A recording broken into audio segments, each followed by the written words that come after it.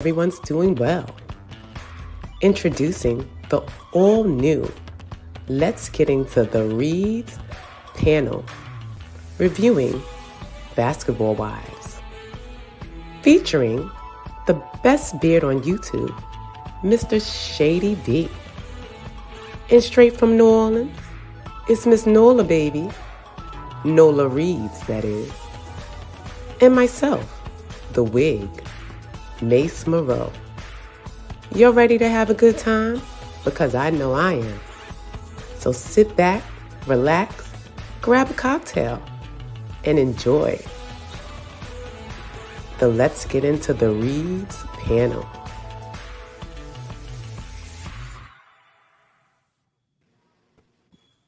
Hello, everybody. Hey, y'all. Hey. Welcome to another episode of Let's Get Into It. Let's get into the Reads panel. Hey, Q. How are y'all doing tonight? Hey, Q, for being on time, even though we wasn't. Well, we on time. We a little early, we travel on CP time. Yeah, we on CP time. So I want to say special thanks to Nola and Mace. How are y'all doing tonight? I'm double-fisted. You double-fisted? Yep, that's how she doing. I'm single-fisted. I'm glad I'm not the only one drinking. Right. No, you're not, because I'm about to blackberry brandy up my tea. You finna make you a drink now? Or I'm about to put it right in the tea. Because usually you give us a show and let us know what you're going to put in there and what you... Yeah, I think I'm going to start that back up because it's getting kind of hot. So I want to do a lot of some frozen cocktails. Yeah, you got to teach us how to... You was teaching the hoes to be housewives. I thought that's... Yes, I got to teach them how to, make their man a dinner on a plate. Don't serve a man on no paper plate. And Girl. And no, I don't serve no man on no paper plate. No man deserves. If he got a job, he don't deserve to be served on a paper. We ain't at a picnic. We ain't at a picnic. You give him he deserves a plate, and then get him a little cocktail if he drinks. Mix him up a little drink. You get him drunk before you ask for the money, girl. see, that's why we need you. Baby, let me tell you something. I must be like my boy, Hot Sizzle. I'm a whore. Please don't fuck me up. Because, baby, one thing I hate to do is wash the damn dishes. If I cook you a nice good meal and trust, it's gonna be a nice good meal. He got to wash the dishes because you're gonna cook it so good. Baby, so he's gonna get up and wash this good paper plate. And he's gonna want to wash the dishes. See, he's gonna want to get up and wash the dishes. Yeah, baby, he better do all of it. Because if I cook, I'm not washing dishes. I'm not. Exactly. Maybe y'all can teach some of these women on this show. But I'm a cook though. How to keep their man, because it seems like some of them don't know what they're doing. Listen. That is a misconception that people put up on women that we have to keep our man. How about these men learn how to keep us? They're the ones running around. They're not trying to keep At the end of the day, it don't matter, baby. You can make all the cocktails Mace is providing. I can provide you with some good old New Orleans recipes from the scratch because I don't cook out the box. Me neither. That's why that man want to do something, baby. If he don't want to be kept, he ain't gonna kept. You could be asleep here, stick that thing out the window, baby. Yep, that's a fact. That is so true. So that's like me too. I hate a box. Now, some of y'all little trifling though. Some of y'all little trifling, and I need y'all to not be trifling. And that goes for men and women. Tell that to Malaysia and Angel Brinks, because we're gonna get on them tonight, because they both of them got issues. So starting off, Malaysia was lying. I feel like her name is Malaya.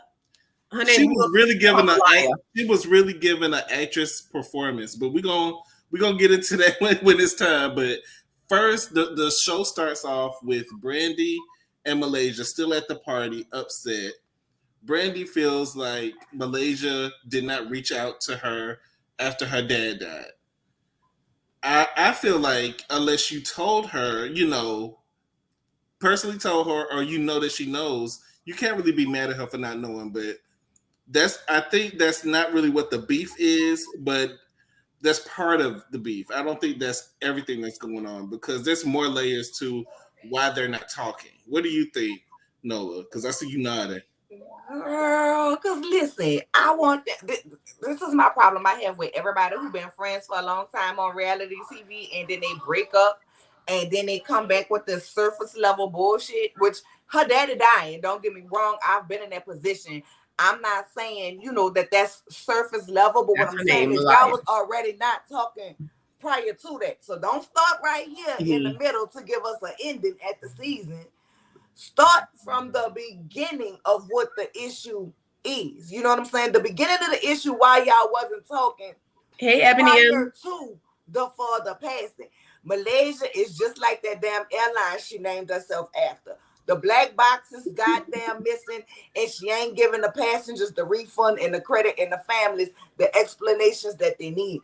I'm tired of her too small clothes she wearing this wig, her single mama story that she trying to goddamn sell, because you not the only person in this world. I am one of them, baby. Let me tell you something. Before I moved where I stayed now, I would get up at 5 o'clock in the morning, drive 45 minutes to drop my daughters off at their bus stop, drive 45 minutes back home, get my son up. Then after I get him up and go to school, bring him to school, I get up, I work until the time in which he gets off, because his school was across the street. He walked home.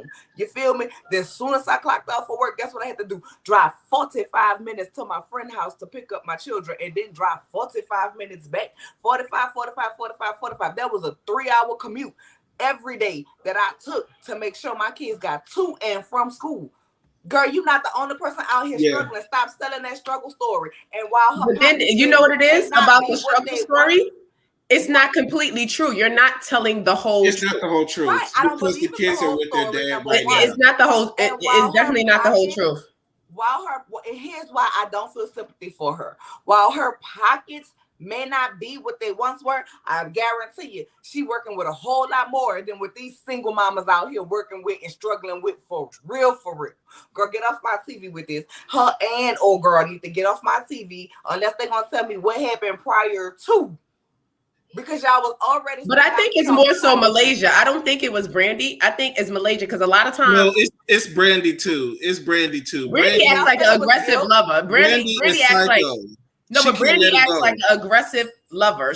I'm like, girl, am I your friend or your woman? Which one is it? Because I need to know. She acts like. I got a question for y'all. That's real aggressive. Do y'all think Brandy may have felt some type of way that once she was gone from the show, Malaysia aligned herself with Shawnee and Evelyn? Absolutely. I would feel some type of way. Brandy started to feel some type of way, and Malaysia didn't know how to face it because she was going along to get along to keep a check.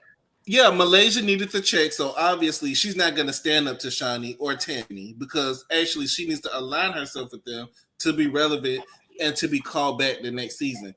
The way she talking, like she broke, she living from check to check. But actually with Malaysia, I really think that because she did hold it down for like 2 seasons after Brandy was gone, she still was riding for Brandy. She was still riding for Brandy. I think it's when that income changed. Because a lot of times when the income changed and you be around your friends who still got it, because even though Brandy's husband cheated with like 1,500 women, she still stuck around and she didn't leave that money. Like she still is going to be in a family unit. She still is going to have that income coming in. And now that Malaysia doesn't have that income, sometimes you can't keep up and you don't want to be around your friends. When you can't. Clearly, she don't have the income. That wig. Clearly, she does not have the income. Right? Why is different colors at the roots? Like it's not even black. It looks. I think it's more so Malaysia, because later on in this episode we see that she's a liar. Because later on we see that she's a liar. She was confused. She was confused, and I'm confused. Yeah, I think it's more Malaysia, because sometimes you see your friends still getting the money, still changing cars, still getting a fresh wig.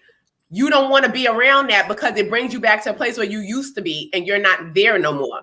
And I think Malaysia, it was a little jealous of Brandy. But did you hear Malaysia say that she's living in a 2-bedroom apartment? Right. You living in a 2-bedroom apartment. Why you want to go to your friend's house? She giving fried dye wig with Natalie Nunchin right here. Good God, help me. I think it's jealousy. I think it really is jealousy. Malaysia was the it girl. She had the money. She had the income. Now you don't, and you probably don't want to be around your best friend who you used to shop with. Now you y'all wasn't never friends. Then y'all wasn't never friends. They was friends, but something happened. No, hear me out. Hear me out. Like I do well for me in my own right and what I feel I'm successful at. My 2 best friends, one's a doctor. Hey, Cleopatra. they have bank. You hear me? They have, but most times when we go out, they like, oh girl, I'm gonna buy you a drink because they know I have the most kids. You know what I'm saying? And I make the least. I don't give a damn what they have. I don't. That's my girls. We about to go out and have fun. I might not be able to buy the $300 bottle of wine like they do, but God dog it, as my friend, they know what I can afford. If I come with the Booms Farm, which y'all, I don't drink Booms Farm, but I'm just using it as an example. You know what I'm saying? If I come with the Booms Farm and they got Moet, guess what? We gonna drink my Booms Farm and we gonna drink my Moet. But you know who you are as a person. A lot of other people don't. Baby, she needs to know who she is as a person. Because I'm like that as well. Like, I'm the same person. She's too old to be trying to figure it the fuck out. She don't know who she is after all of this time. But I'm the same person, whether you got money or not. Right. She's going through financial issues right now, and it's causing her to act out. But some people can't handle that. And friends do change. Like, when certain circumstances change, friends do change. Because I even dealt with that with weight loss. Like, I was smaller before when I was younger. Then I gained weight. Then you have all the friends because you're the fat friend. You understand? You're the fat friend. You're the fat funny friend, and everything's oh, you're so funny. Nobody's really checking for you. You're hilarious. But when I lost the weight, and then I start going back to the way I was when I was 18, 19. They were like, oh my God, what's going on? I wasn't getting those phone calls no more. I barely have a phone call, a friend or whatever. They don't want to hang with me. They don't want, like, well, I don't get invited no more. I don't get thing no more because it changed. The dynamic changed, and you see who your real friends are. Girl, let me be clear about the apartment. I think she was talking about when she was staying in LA. Yes, when she was staying in LA because I believe she has a house. Lives in Atlanta. Yeah, she had a mini mansion in Atlanta, which is cheaper than LA, but it's still going up in Atlanta thanks to y'all. Atlanta's becoming more expensive, but it's not as expensive as LA. So what I think she's saying is, while she's filming in LA, she's renting this apartment, and she only has a 2-bedroom, and she got like 4 kids with her. So once again, make it work, baby. Make it work, but evidently she got money to upgrade. What can I just say this?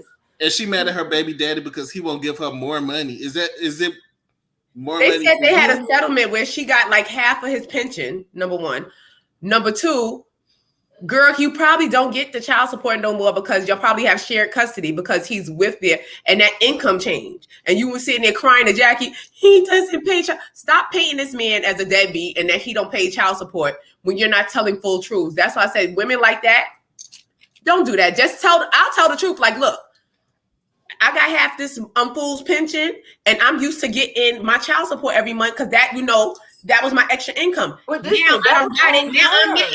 If you don't think she budgets well, then you should have properly invested in something that was going to give you a recurring goddamn income. Because at the end of the day, when you spending, and nothing's coming in, baby girl, that was on you. When that man retires, that income changes. So that's going to change the child support.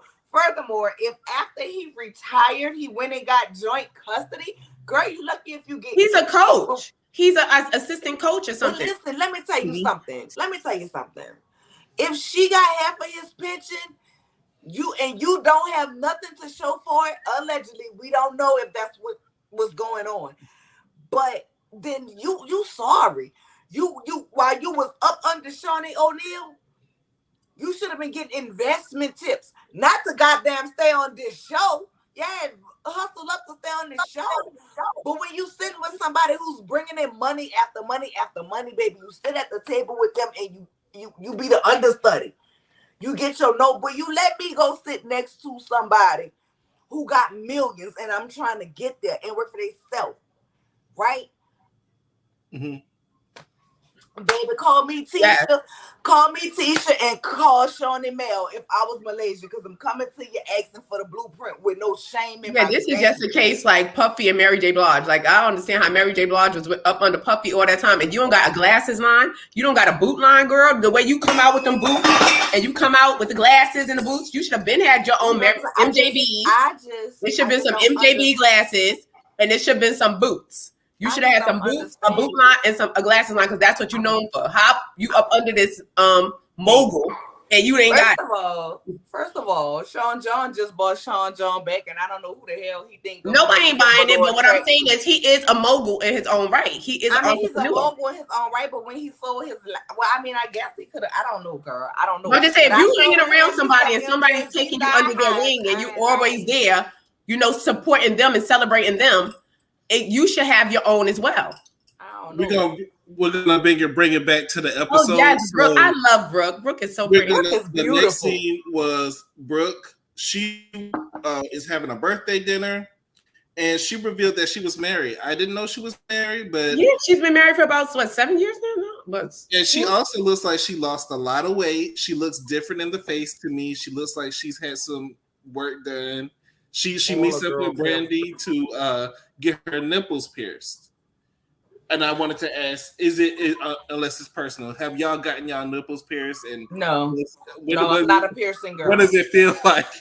I'm not a piercing girl. What's the reason to get it? Like, does it make anything feel better? What's the reason to get your nipples pierced? It's a sensation, Yeah. I was gonna say, so while I do not have my nipples pierced, I'm not a piercing girl. Tried with my belly button and literally took it out 2 days later because fuck this shit. Fuck this pain. I do not have this when I get ink. I'm an ink girl.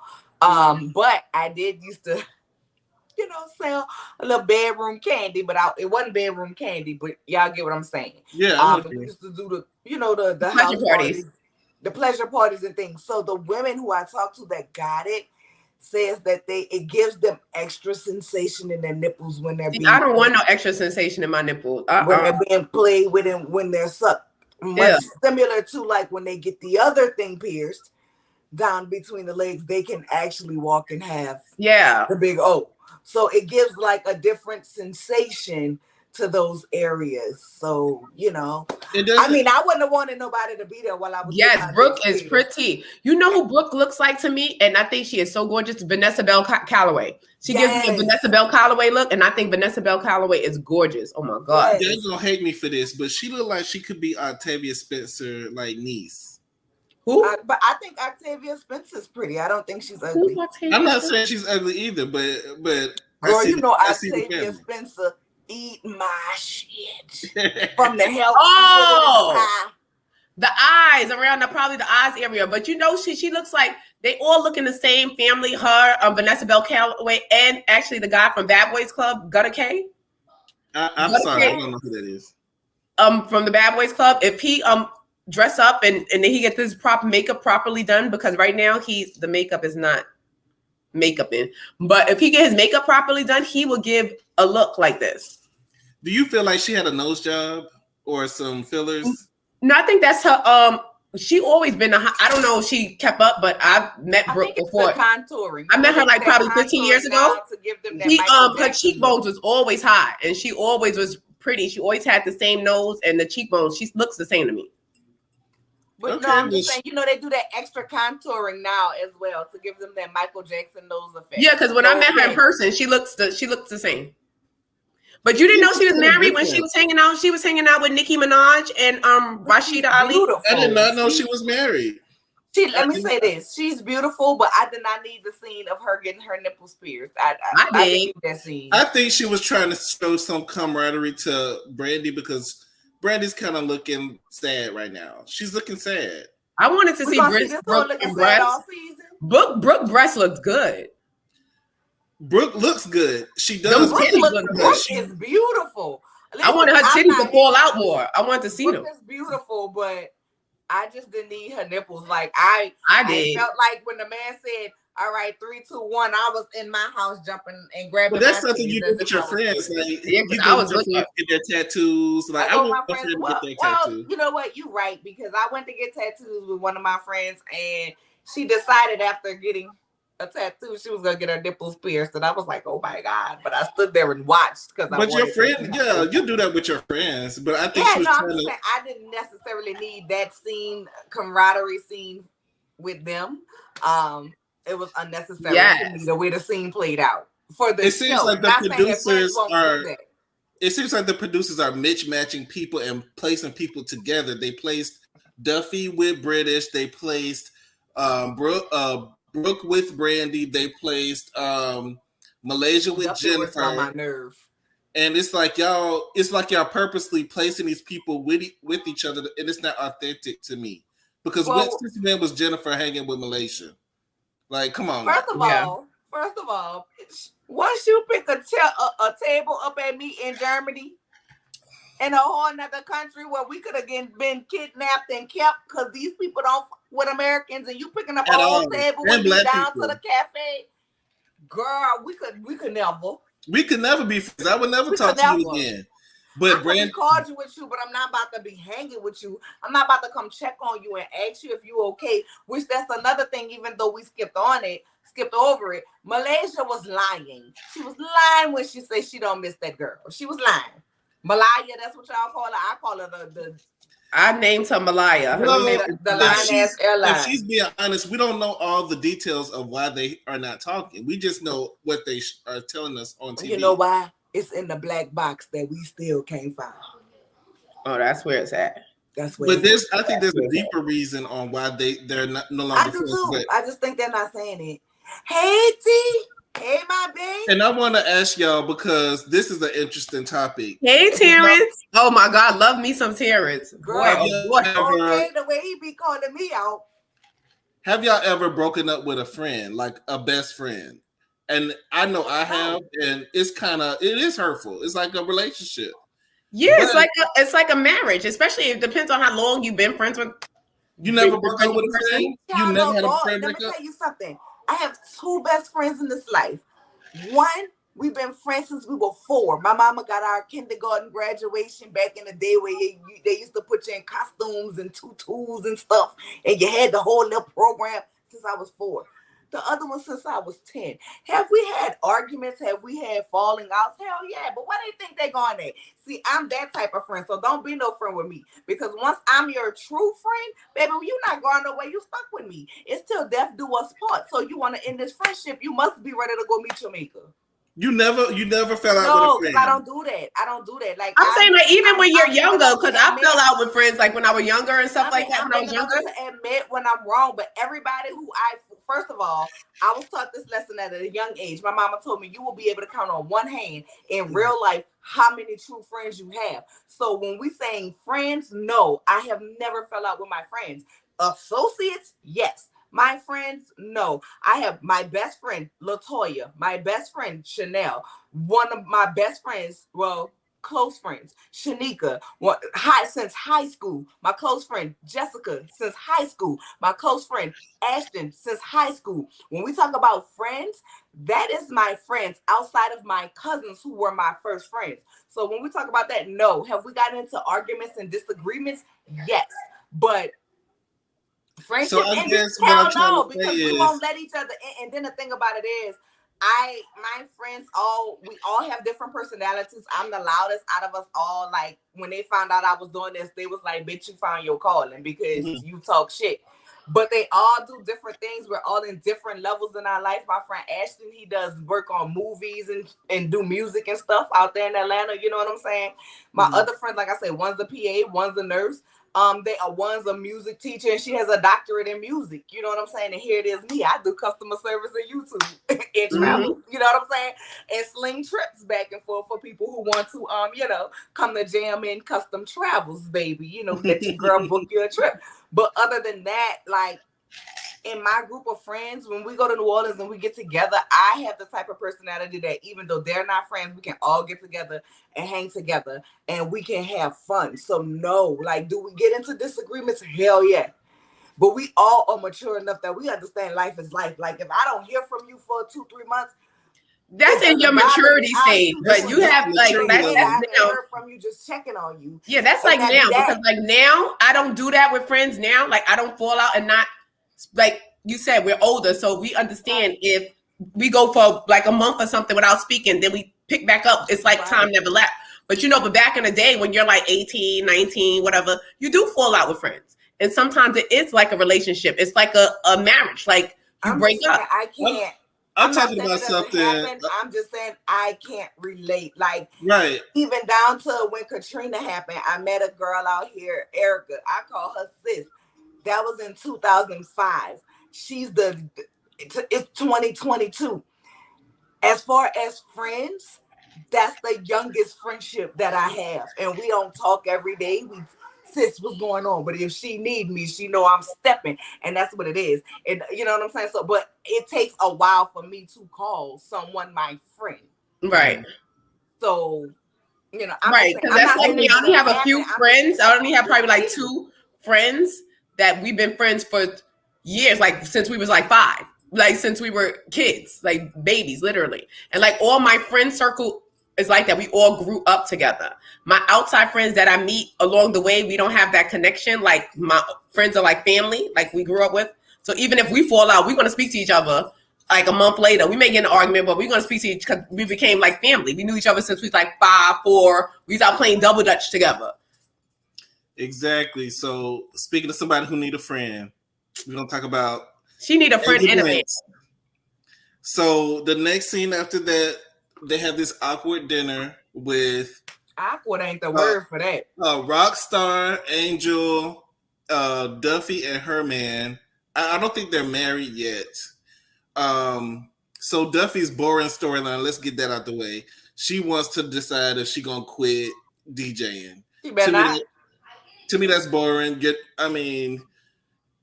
To me, if you're not married, I'm not obligated to quit anything. Like I'm even still if you were married. Yeah, I'm not obligated to quit. If I don't want to quit, I can still do what I got to do. Why I got to stay home pregnant and barefoot with the child? We got money. We can have a nanny. You know, we don't have to stick at home. But that's my thing. But that's boring storyline. But what do y'all think? Sometimes you got to know who you with. Like Duffy out the way. You're too late in the game to not vet your man. Like your daughter is a newborn, so obviously you knew what type of man you were dealing with. Like, how long was you with this guy? You knew that eventually y'all didn't discuss this. Like, after you have a kid, I don't want you to work. I want you to stay home, such and such. And now, like, that's something to be discussed before the baby gets here, I think. And the baby don't look nothing like her. It look all like him. So that's so weird. And that's just oh my God, that's just so weird for me when people have the Rainbow Coalition kids. The baby is beautiful. The baby is beautiful. It's just so baby, but it doesn't look like Duffy. Can I say this? Because you know, I did my panel, we talked about it, and as a woman, especially a Black woman, right? Because I'm not double-minded, but I do have kind of a different kind of insight. Mm-hmm. 2 different insights, which is crazy, right? As a Black woman, I'm gonna tell you, girl, Duffy, keep your job, because the way these relationships are set today, they're set up on F for failure. Okay, not that that's her. That's a nice picture of her. That is not that I'm wishing that on her. I hope her relationships last. I hope they make it to the altar. You know what I'm saying? But you still need you. You said you went through a divorce. You found DJing through YouTubing because what came next? And so why would you give that up? When you could possibly be in the same position again. Yeah. Right.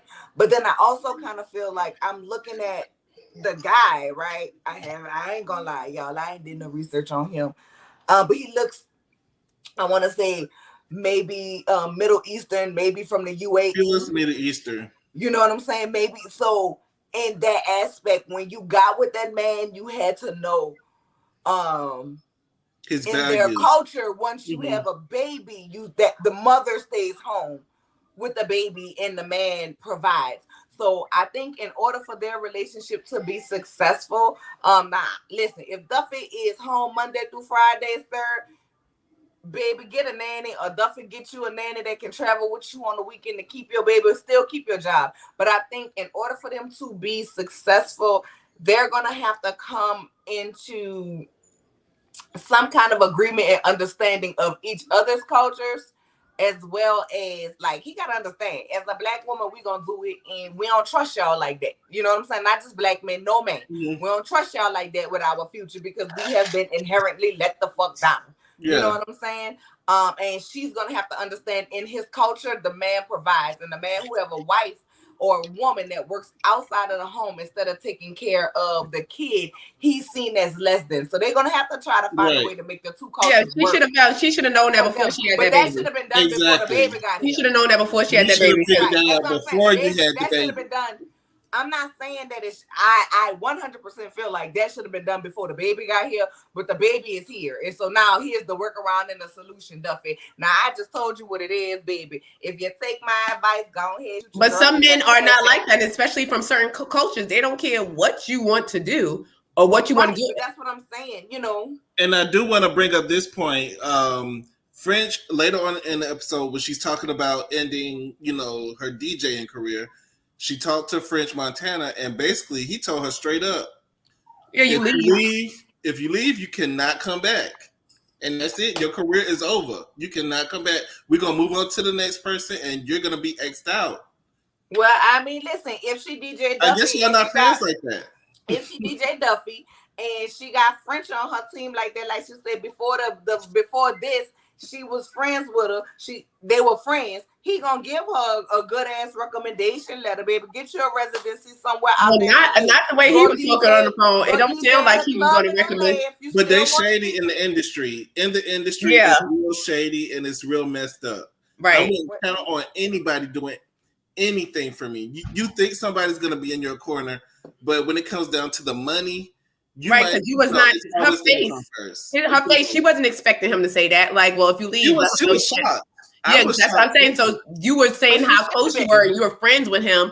You would think that he would be like, well, you know, go ahead, take time, be with your family. When you're ready to come back, let me know. No, it's business. Right. I'm not gonna hire this somebody. Is what I'm saying. So people think that friends in your absence and you telling me you're gonna stay home to keep your kid, and then when you decide you want to come for a show or two, I gotta put this person on hiatus when they count on this check to feed their family. Nah, that's business. Right. I didn't see nothing wrong with what he said. If you leave, there's nothing wrong with what he said. No, it's nothing wrong with what he said. But what I'm saying is, as Duffy, you're saying that this is my friend and such, because she was not expecting that. Well, but the game is played rough. Business. She wasn't expecting that, and like I said, the game is played rough, honey. The game is played real rough. If you're really friends with somebody, you'll make a way for them to fit into the situation. Just because like he's not really friends with her. Shawnee made a way for Evelyn to fit in always, and made a way for Tammy to fit in the scene. So I got a question. Who the hell out here listening to French Montana that he doing tours? A lot of people. Really? They must be all overseas. Because, girl, what? They make a lot of money overseas. He make a lot of money, and he get a lot of money as African music, because, you know, he's African. So he gets a lot of... that must be where he making his money down to the Congo, because I was sure the hell trying to figure out who the hell listens to French Montana. And I didn't know Duffy was that big, because I didn't know who she was before the show. I didn't follow up with her after she left, but apparently... She working with celebrities. I mean, listen, I'm not mad at her for doing it. What I am mad at her for is that goddamn wig she threw up in that little bun at the back, down to that awkward ass dinner with Ryan. The one that was like a cream color on top and green on the bottom. It would look like a helmet. No, when they was at the dinner, it was almost like a platinum, silvery color. A blonde. Yeah, it kind of blended into her skin and her outfit. When she swooped down her wigs. Her wigs better than Malaysia's though. Malaysia's just having a hard time. As soon as she, try to get her child support. I think Malaysia's going through something internally. That's why them child support. That's why she mad about them child support. Because look at her wig. She's like, Jackie. Let's get into child support. Let's get into the tragedy that is Angel Breaks. I think she needs to be friends with K. Michelle, because Michelle told her man he needed a peach because he was a housewife a long time ago. He seems dramatic. He seems like he likes to keep up drama. He's dramatic and I don't know how she hooked up with him, or maybe she was bored and scared. And I don't know. Maybe she got bored one night. But obviously, you did not know this man when you got pregnant by him. And it seems like after you got pregnant, now you're starting to see the real him, and you look pathetic almost. You look sad. You crying and. You can't figure out what's going on. Rockstar sitting at the table, making it awkward and saying that y'all don't know how to communicate. He calls you at the dinner and you got to get up immediately and go check on him and make sure he's okay. Like, y'all not even married yet. So what do y'all think is going on with that rockstar situation and Angel Brace? Because that is just a boo situation, girl. How did you get yourself into this situation, girl? Girl, you want me to tell you how she got into it? Like, how did you get yourself into the situation? Like the pandemic is ruining lives. Because out down to the club, he was whispering sweet nothings in her ear. She took him home and let him hit it from the back. He hit that good spot, and then the pandemic happened. So she said, "Yeah, I'm gonna be like down with that, because I got something to do during the pandemic." You feel me? And then she found out when the doors was open and the floods was cleared out, and he left off the ark of the house. You know what I'm saying? He a whole lot of fool out here. That's how it happened.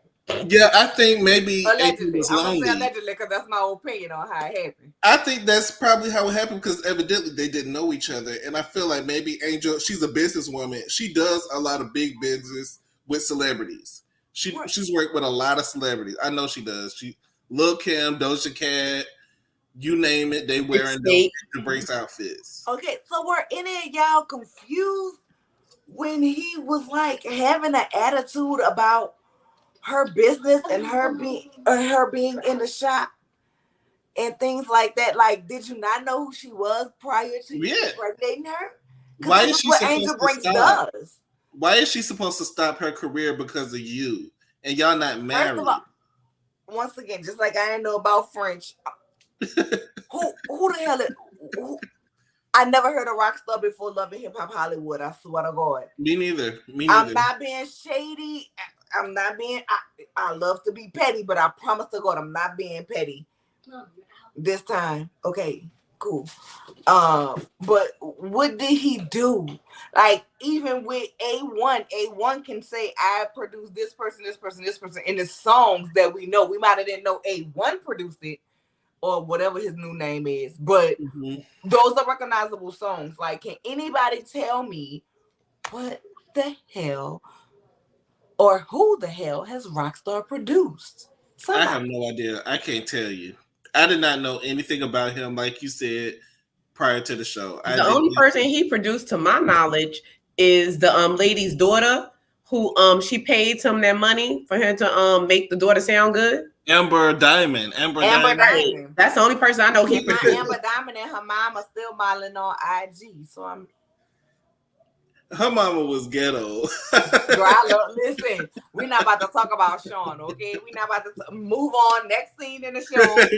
We're not about to get into the next scene. Sean, baby. When Sean pulled her wig, Amber Diamond wig off.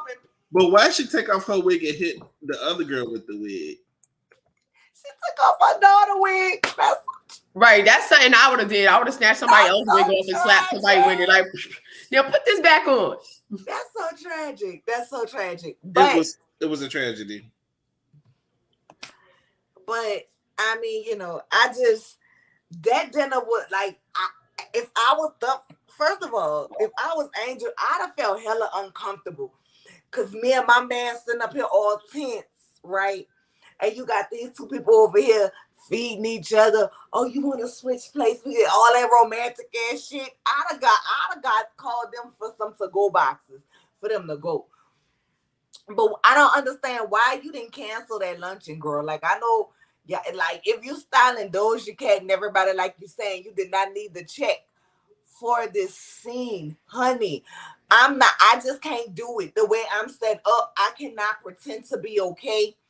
And I don't want to ever when I have a man again, because I don't have one now. But that's not something that I want to do. Like, I can have a whole party plan. And if we beefed out in this bitch, come 2 to 3 hours before, and we ain't settled it, let me tell you something. Can't nobody come up in here, because I don't want to have that weird ass tension, and I can't be faking, I can't be phony, I can't act like I fuck with you. We not about to be around here laughing and kissing and shoo-shooing, because the minute you come by me, I'm gonna be like, don't touch me, get the fuck. And I don't want to have to handle my man like that in front of nobody, nor do I want him to handle me like that.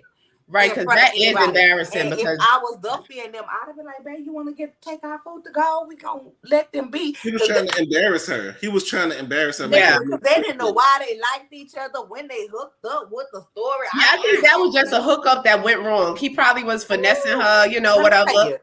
Because he was trying to get in her pockets. I think he's trying to get in her pockets. He don't look like he got anything. Angel, and I feel like he likes the camera too. I think he likes being in the mix. He likes being in front of the camera because even when he called at the end of the episode, he called during filming time.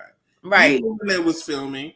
He knew she was busy, but he called her and tried to start some drama. He definitely gives attention whore. Yeah, it's like it's always got to be about me, and she blamed. Yeah, I can't take that. Like, who's the bitch in the relationship? Like, it's either like, am I the woman or you the woman? Like, that gets on my nerves. Like, they say he wants to have a peach. So, Angel baby, Angel baby, I need you to do some things for me, okay? I need you to stop wearing them big ass earrings for your ear. Yes, like those earrings sitting down to her shoulder. Like, I love a big earring. Like, I'm ghetto. I love a big earring. I love me some door knockers with my name in it.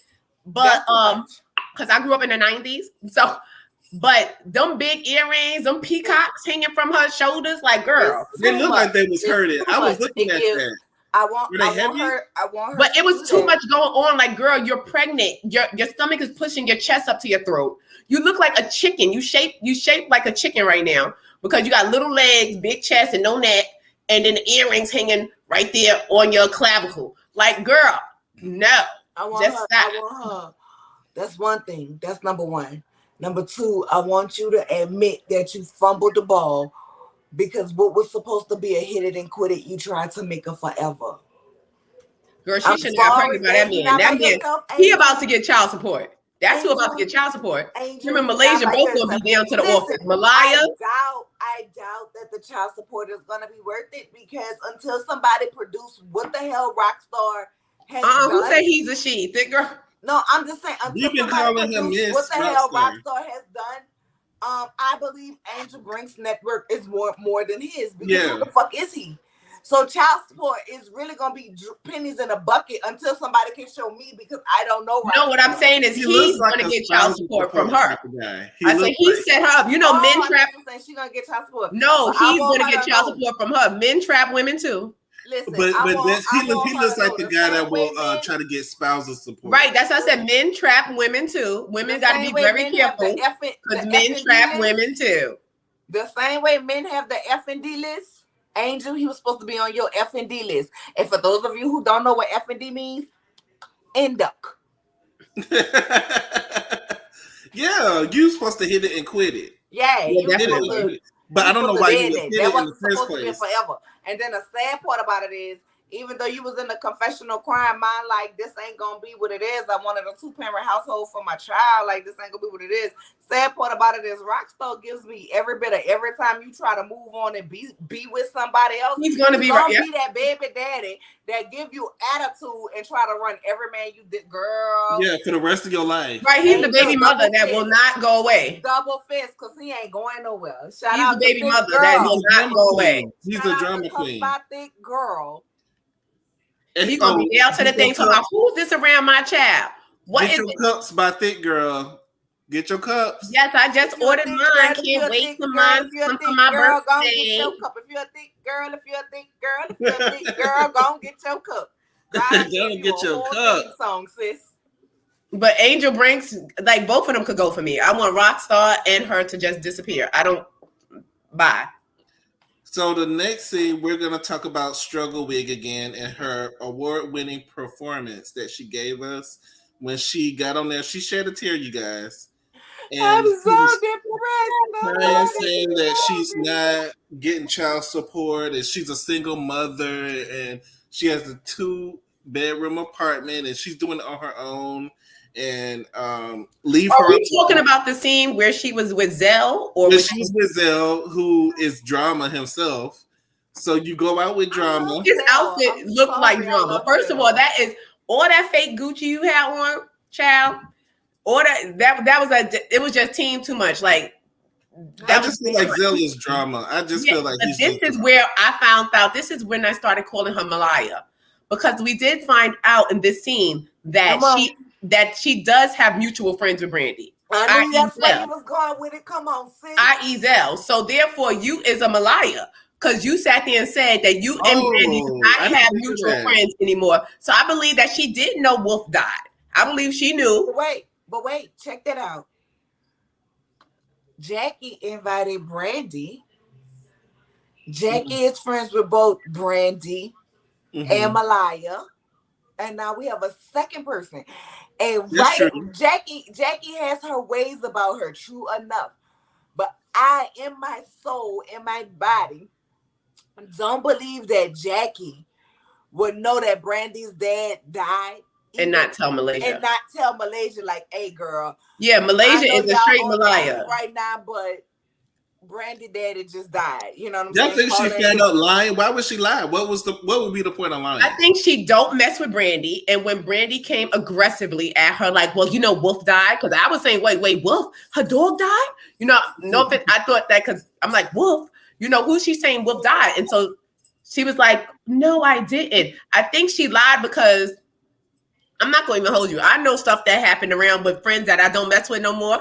I know stuff happened with them or whatever where I could have been a nice person and reach out and be like, look, I'm sorry this happened, but I'm not a nice person. And after I don't mess with you, I don't give a damn. Your mama could die. Yeah, you could die. I wouldn't give a damn. I keep that same energy in death and in life. Good night. And if Jackie didn't tell him, Zell was going to tell because Zell loves to spread. Zell don't hold. I'm sure he would have. And I remember seeing it on the blogs. I think I saw Brandy. Yeah, I think Malaysia knew. She just was like, when she approached her, she probably just felt like, oh my God, she approaching me about this. I didn't know because you would look like the bad friend. But like I said, we keep that same energy in death and in life. I don't care. If I don't mess with you while you're alive, I ain't messing with you when you're dead.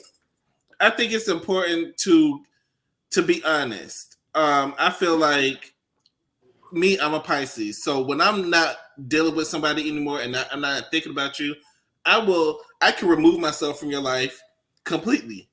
I will remove myself. And baby, us Taurus can do it too. I mean, we're going to cuss you down and be like, our apology might go something like, well, it was your fault that you felt like I was supposed to pick up the phone and call you when I didn't, but good and well, we wasn't fooling with each other. Well, we done. Right. I'm like the scissors. Like, if I cut you off, that's it. Just be honest and say, I wasn't dealing with you at the time. I wasn't thinking about you. I did not know. I just didn't think to call you, but we wasn't. Yeah, but she probably had a heart and felt guilty, but I would have just told her the truth. Like, girl, I don't mess with you. So why would I be caring that if Wolf died? Wait, girl, get out of here. Let me tell y'all how I exited myself out the stream. Y'all know I'm on my phone right now because I be lazy, so I just put it on my phone. So I gotta hit the chat and hit the comments. I was trying to hit the X to exit out the comments because Cheryl had me rolling. Baby, if y'all look at Cheryl comments, Cheryl said that's that Alibaba Gucci. Right, that Gucci is not real. It was matching. Was they trying to match? When I went to exit, none of that Gucci was real. She had the headband on. She had the Fendi. That was a trendy headband. Like, but wasn't it making fun of that other girl last season for wearing fake Fendi? What was her name? OG. So y'all. I don't know why they was making fun of OG when y'all all shopping at y'all all ordering from the same DHL and the same online store. Like, but what I don't feel sympathy for Malaysia because you still have enough money where you can live comfortably. You're not probably going to live a lavish lifestyle like you used to live. You're no longer she can still do it. You can still live a decent life. Here's the thing. She needs to trade. Okay. Baby, listen. Right now I'm doing YouTube. I pray for the day somebody pick me up. You know what I'm saying? When I first started doing this, Kings of Napa was on, right? I kept the first time the creator of the show retweeted my review, I started tweeting her like, baby, put me in season 2. You know what I'm saying? Mm-hmm. Like, I mean, she ain't called me or nothing, you know what I'm saying? But if you're out there, Miss Janine, mm-hmm. Right, I'm ready to shoot my shot. Like, you shoot your shot wherever you go, right? You make opportunities wherever you go. Like, Malaysia, you've been on Basketball Wives for how many years? You should have procured enough friendships and relationships. She didn't even procure a better wig. So how she no, but what I'm saying is at this point, right? She should have. I'm not saying she did. Clearly, she didn't with the wig, girl. She could go to She's Happy Hair out here. God damn. You can go to the corner beauty store and get better bundles and wigs than what the hell she had in her head. But I'm just saying, once you get to a certain point, she did not capitalize and trade off of what would have gotten her sponsorships where people would sponsor her hair, where people, you know what I'm saying, sponsor her outfits. Girl, you Malaysia from Basketball Wives. Find you some up and coming young black designers who doing their thing and wear it on this show. They'll design outfits for you for free just for the exposure. You not like I can't. She doesn't have that business. She doesn't want to. She wants to wear fake Fendi and fake Gucci. She wants to. This is what she wants to do. Have a platform and you don't capitalize it on it. That's you. That's you. I don't feel bad for you. That's you. Because even Michelle Obama, at the height of being the first black African-American first lady, what did she do for Obama's first inauguration? She found a young black designer and wore that baby dress. Mm-hmm. Because she's smart. For herself, so you can't tell me it can't be done. Now, no, Malaysia is nowhere near our good auntie Michelle Obama. I email this lady all the time and ask her to share her husband with us one more time. The mistress, but she's not gonna do that. Barack can't run again, and they living their best life. And Barack do not want to run again. He done got out. He still look moisturized because when the presidents get into the office, when they come out, they look about 50 years older. He got a lot of gray hair. He got a lot of gray hair, but he's still for two terms being a black man in that White House, and I do mean White House. For 2 terms, he came out looking really good because he only came out with a couple of extra grays. Because let me tell you why, and we're gonna get back to the show. Because we as black people are conditioned to deal with trauma. We are conditioned to deal with being in less than situations. Like right. That's what I'm trying not to be. That's why we're used to it. We're used to it, and that's why I say I hate when women say I'm a strong black woman. He knew how to deal with it. But what I don't appreciate, that irks my soul when women say I'm a strong black woman. Stop telling everybody you're a strong black woman because they want you to take more than you think. Because I am not a strong black woman. I am not. I'm not a strong black woman. I'm not going to say I'm a strong black woman. No, the fuck I'm not. I'm not. No, because you're not going to do me any kind of way and expect me to take it. No, it's not happening. Speaking of a strong black woman, she ain't a strong black woman. Y'all got them crying. They went down to the salon. Brooke is having a birthday party, so she's getting a salon day for a beauty spa day for everybody to come together. So Malaysia doesn't come, but she shows up and she shows up in conversation. And I found it interesting that Brandy defends her in the conversation. And by Brandy defending her, even though she's beefing with her, this kind of causes Duffy to make fun of her and say, "That's my best friend." Don't mess with. But can we just say where they were at? Can we acknowledge the location? They were down to Black China's lash shop, which is a lash shop. It's not even a beauty parlor. Like, why was they down there getting wigs adjusted and stuff inside of a lash shop? Well, they was getting their hair done, but yeah, that was lash. That was China's lash shop because you saw that they didn't have no where they were sitting in those chairs. Those was reclining chairs where you lean back to get your that's true eyelashes done. It was no thing for the beauty supplies. Like they were down there to lash. Was they embezzling money in there? It was embezzled. And if you peep, we had China pick in the background. Black China trying to get our cars back. Right. China said she need her cars back. She need more assistance to curse out for no reason. Film up in here. She gave up 2 cars. Location fee. Well, they was down there. I felt like the editing was choppy because if y'all notice, like Brandy's hair British's hair would be done in one scene, and then the next second it was undone, and then it was done again. So I felt like the editing was a little bit choppy. But I did find it interesting, even at the dinner at the end of the episode, when Malaysia didn't show up, Brandy is defending her once again. But she's like a scorned lover. Like, I need to know, like, what did Tandy say? Tammy, like, and I don't like to put that out there because some friends could be friends. Because I know my best friend, they called us gay because we were like really close and stuff like that. So people used to always call us like, y'all lesbians, y'all. Because the way y'all was y'all. We were really close, like because like that's how I was just trying to I guess we even that close because did she respond to me? Because I just asked her where she was at. But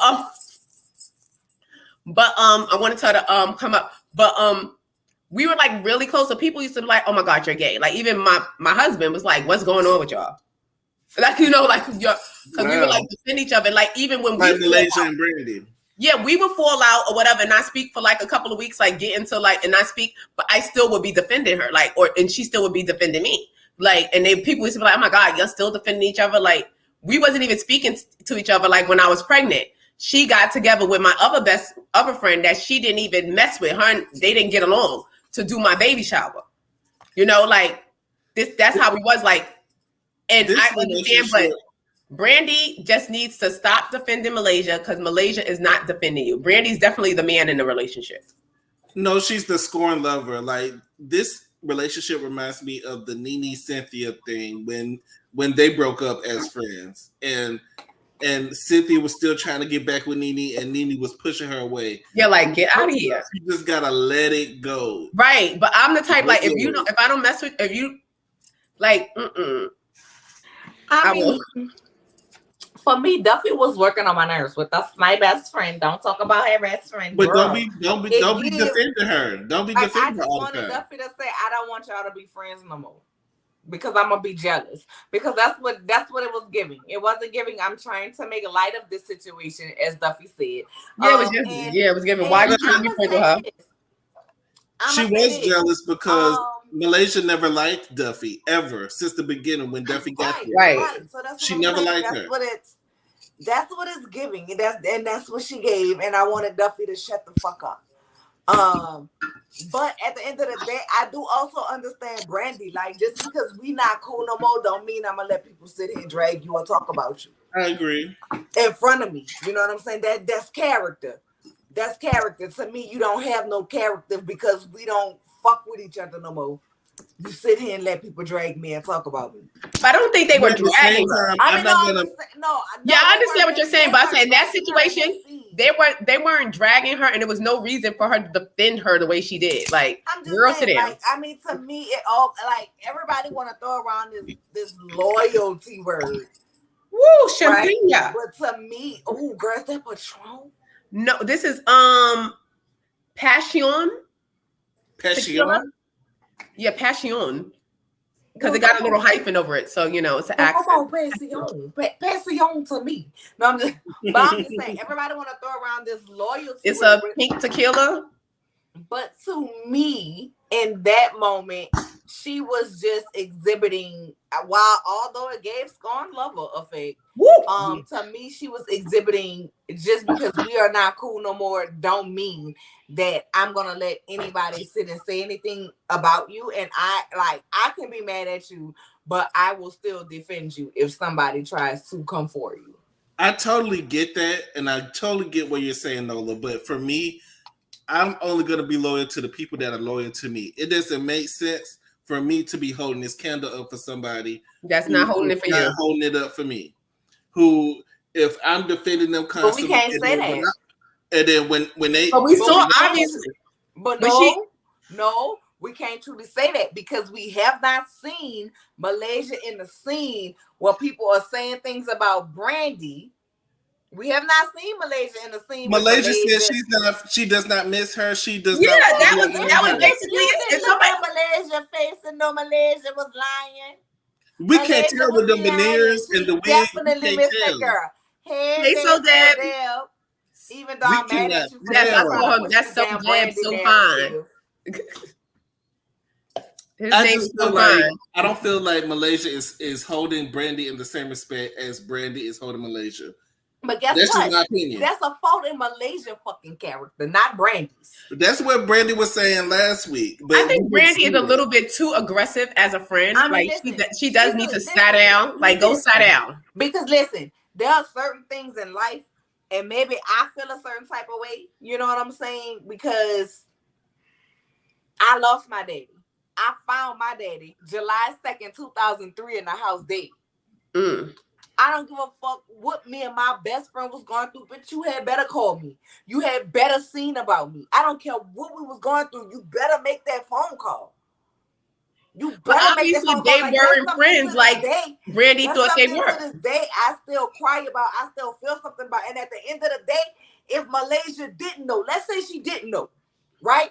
You didn't know. This was your best friend for 15 motherfucking years, and she's sitting up here in your face and telling you, like, listen, man, my daddy died. You ain't called to say nothing. Even when she said, I swear I didn't know. You could have, the proper response would have been like, my nigga, I didn't know. But at the end of the day, I'm sorry you lost your daddy. She has yet to say it. And she set her ass up there with Zell talking about she's mad about this, about me not calling her about her dad, but I'm going through real life issues and I'm dealing with depression. As real as depression is, it's as real as you losing your parent. When you lose your parent, you lose a part of your goddamn soul, and I don't care what nobody That's true. says. But they both are full of bullshit because they were already not talking prior to the daddy dying and prior to Malaysia with a bad wig, giving Natalie none chin, going through depression.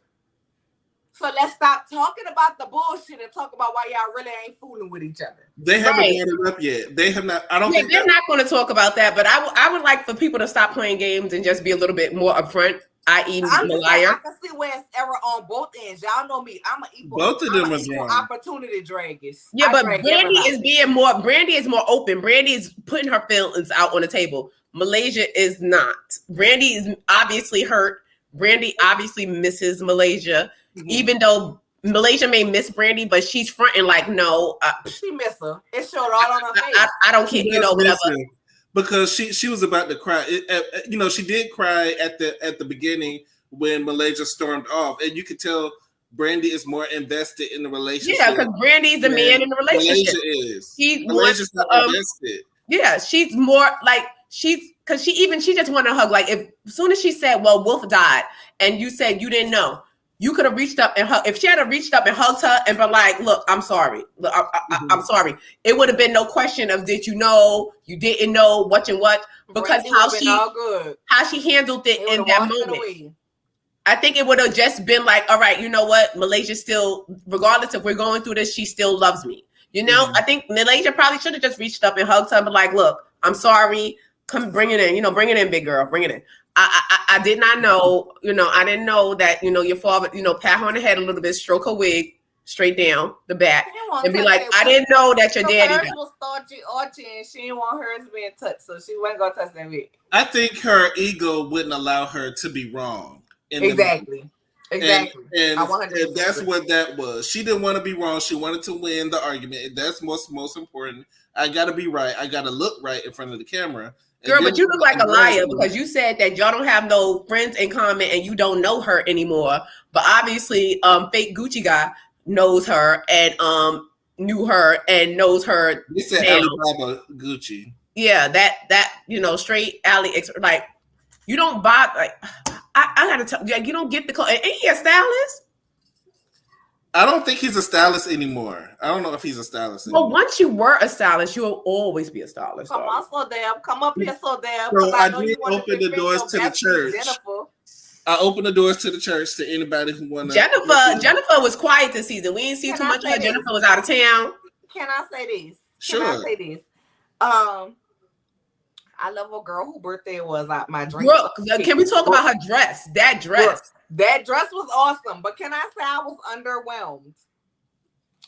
When she walked in and she said, "Oh, it's so extravagant," and I was like, "Baby, where? It's a table with people sitting in it, in a little plant, and it wasn't nothing about this extravagant." And listen, it probably cost more money to throw that dinner than I got in my bank account for the next 2 years. Okay, but when I see things and say extra, I'm expecting big fancy centerpieces. Yes, you want ambiance. I'm expecting ambiance and opulence. And it was that. So I was underwhelmed by the decorations. But baby she girl looked good. She looked good. That dress and Brooke body, yaddy. Like legs. Oh Lord, body. That's what it is. Legs. Big girl don't say nothing. Before Thick Girl comes on, I do want to.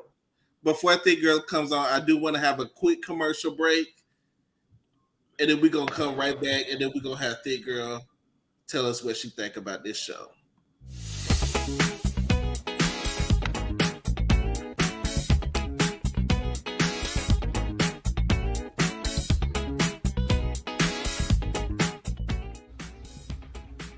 Hey guys, hope you're having a good time.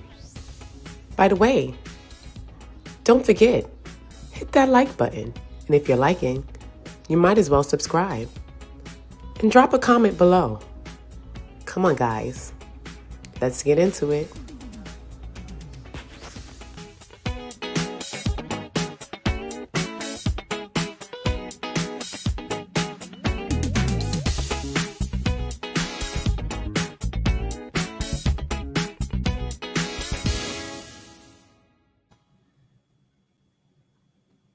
Hey, thick girl.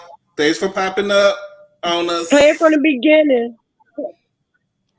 Play it from the beginning. We didn't hear the beginning of it. Give us another break. Replay of the commercial? Yeah, we didn't hear the beginning of the commercial. Okay, well let's redo. Let's hit it one more time. Y'all Next time you can do what you want. Go get you some ice. You know, do what you got to do. We're gonna run it one more time because y'all didn't hear it. So it's only enough time for another shot. And so Dad better be clicking that link. Y'all, we gonna continue. I just want to make sure to get it right. Get your offering ready and get in the church. Come on.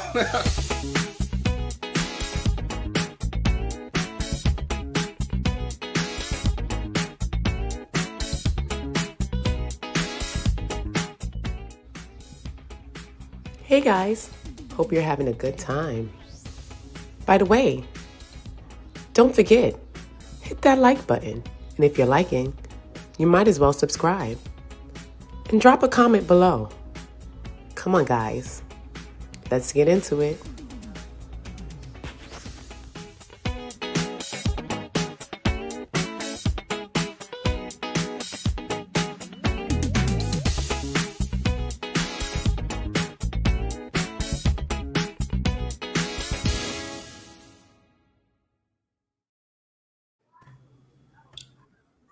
Did y'all get it this time?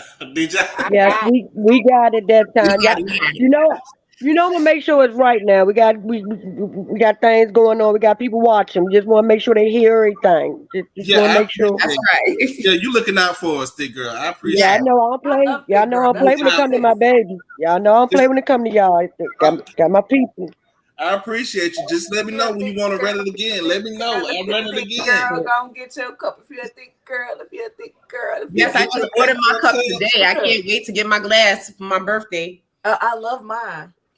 Yeah, I need you to This one is empty, but y'all can see she put my logo all on the inside. Really? Yeah. So nice. That is very nice. That'll be my drinking glass. That'll be excuse me. I want drink y'all out to of that know. glass. That's a Nola Reed's only though. She can put y'all logo somewhere else. Yeah, she was so surprised when I put that logo in on it because she didn't even know that I went to her page. I went to her page and got everything. I had to make sure I had everything that she had on her page, how you spelt it and all on that damn glass. That is some beautiful work you do. That's thoughtful, and I appreciate Black-owned business. So y'all go out and get y'all some thick girl. Go to Cuts by Thick Girl. Cuts by Thick Girl on Instagram. Y'all know I had to have it black and gold, so when football season come, I'll be right on. You ready? You ready? You ready? That's your challenge. You ready? Oh baby, I gotta go get somebody else. And the 100 bags. Look, and that thing hold a whole lot of liquor in it too. My babe, you need to follow me to my YouTube. I want to do a YouTube with you so that we can talk about the school situation because I was feeling you. Okay. Thanks so much. And I got some stuff for you for the baby. You know, you can set up a have you heard of Khan Academy? Mm-mm. Okay, so when we get off of this, I'm gonna call you on Instagram. It's Khan Academy. You can set up the profile where he can go and do the work, and you are the one who monitors it. Oh, yeah, the Khan Academy is it goes all the way up to college. Like it goes all the way up to it goes all the way up to college, yeah. And you can even study for the LSATs. Oh, wow. Okay. So it's YouTube tutorial videos, and then they go and do the lessons and do the tests. Yeah, you go to KhanAcademy.com and you register and you put in the age group and what you're trying to study. Like it was really like because I'm telling you, it goes all the way up to college because when I went back to school, that that math and I was damn sure on Khan Academy, like. Okay, yeah. I did want to ask Thick Girl and So Deb, since y'all are here, did y'all feel like Malaysia is lying about not knowing that Brandy daddy died. I feel like when they showed her face, she looked like she was shocked that she didn't know. I don't know if she did, or I don't know if she wasn't expecting Brandy to address that with her, but her face looked like she did not know that. Like I that's how I felt when I seen it. I think it's possible. I thought she did not know that when she first did it, but then when Zell was like, when they was talking, I'm like, you said you ain't had no friends in common, so Zell knows he had messy and talk about everything. So I know he brought that up. That's just me, what I thought, because Zell is so damn messy that it's like nothing's going to pass him. He's not going to not pass something along that he think can start some shit. Yeah, but or he's do messy. Something. But I think at the end of the day, Zell has kind of a good heart. He's a little messy, but I think he has a good heart, and I think he would have told her, like, look, you heard Wolf died, her father or something. I think he would have told her, like, you gonna reach out to her. I think he would have told her, but I don't know him about them having a good heart. He would have told her. I think she turned around with her stiff wig and was like, I'm not reaching out. But also, can you give Malaysia the benefit of the doubt, knowing that they weren't talking? Okay. She probably felt like maybe knowing that they weren't talking. No, in the beginning, I felt that way. Definitely in the beginning. Her facial, like so Deb said, her facial, even that was some good acting. Looks like it's because her face was very shocked. She looks like a Rottweiler. Listen, at the end of the day, if she didn't know, let's say that I'm gonna play devil's advocate. Who said make it make sense that Zell looks like Mims is stupid. I can't stand him. I love Mims, but I can't stand him because he be having me dying. He's honest. But he holds his mouth real tight, like it's hot in there. It's a lot of mouth. Devil's advocate and real say tight. she didn't know. We hit that link. Honestly, didn't know. 15 years of friendship. If you that deeply scarred, that conversation should have went one or two ways. Way number one, girl, you know we wasn't fucking with each other back then like that, so I didn't give a damn. I didn't reach out. But that's what a Pisces would say. That still would have made her. Just because like I was telling them, it would have made her look bad, but it would have been honest. Or reason number two, my bad. You know, not even my bad. Well, I honestly didn't know you and I weren't talking. Nobody had told me, but I'm sorry for your loss. And with a hug, it probably could have ended it all. Yeah, I think that would have ended it. When they said that, I agree with you when you said that. Like when she would have said it, if Malaysia would have hugged her, or just her facial expression wasn't like, girl, I mean, or grabbed her leg or held her hand or something. You didn't have to hug her. Like oh my God, I didn't know. Like me and my best friend, like we are kind of like Brandy and Malaysia. Like right now, we are not speaking because of his relationship, but he knows he can call me or whatever. Like, and if something with his family, I would know that. You know what I'm saying? And if I had not, but you just said y'all still best friends, though. That's the difference. You still feel like y'all are best friends. I still refer to him as my best friend. I haven't talked to him in months. Exactly, but them two nuts didn't do that. They just irritating as fuck. Talking about one is trying to be more the victim than the other person, and it's irritating as hell because I wish they both leave it alone.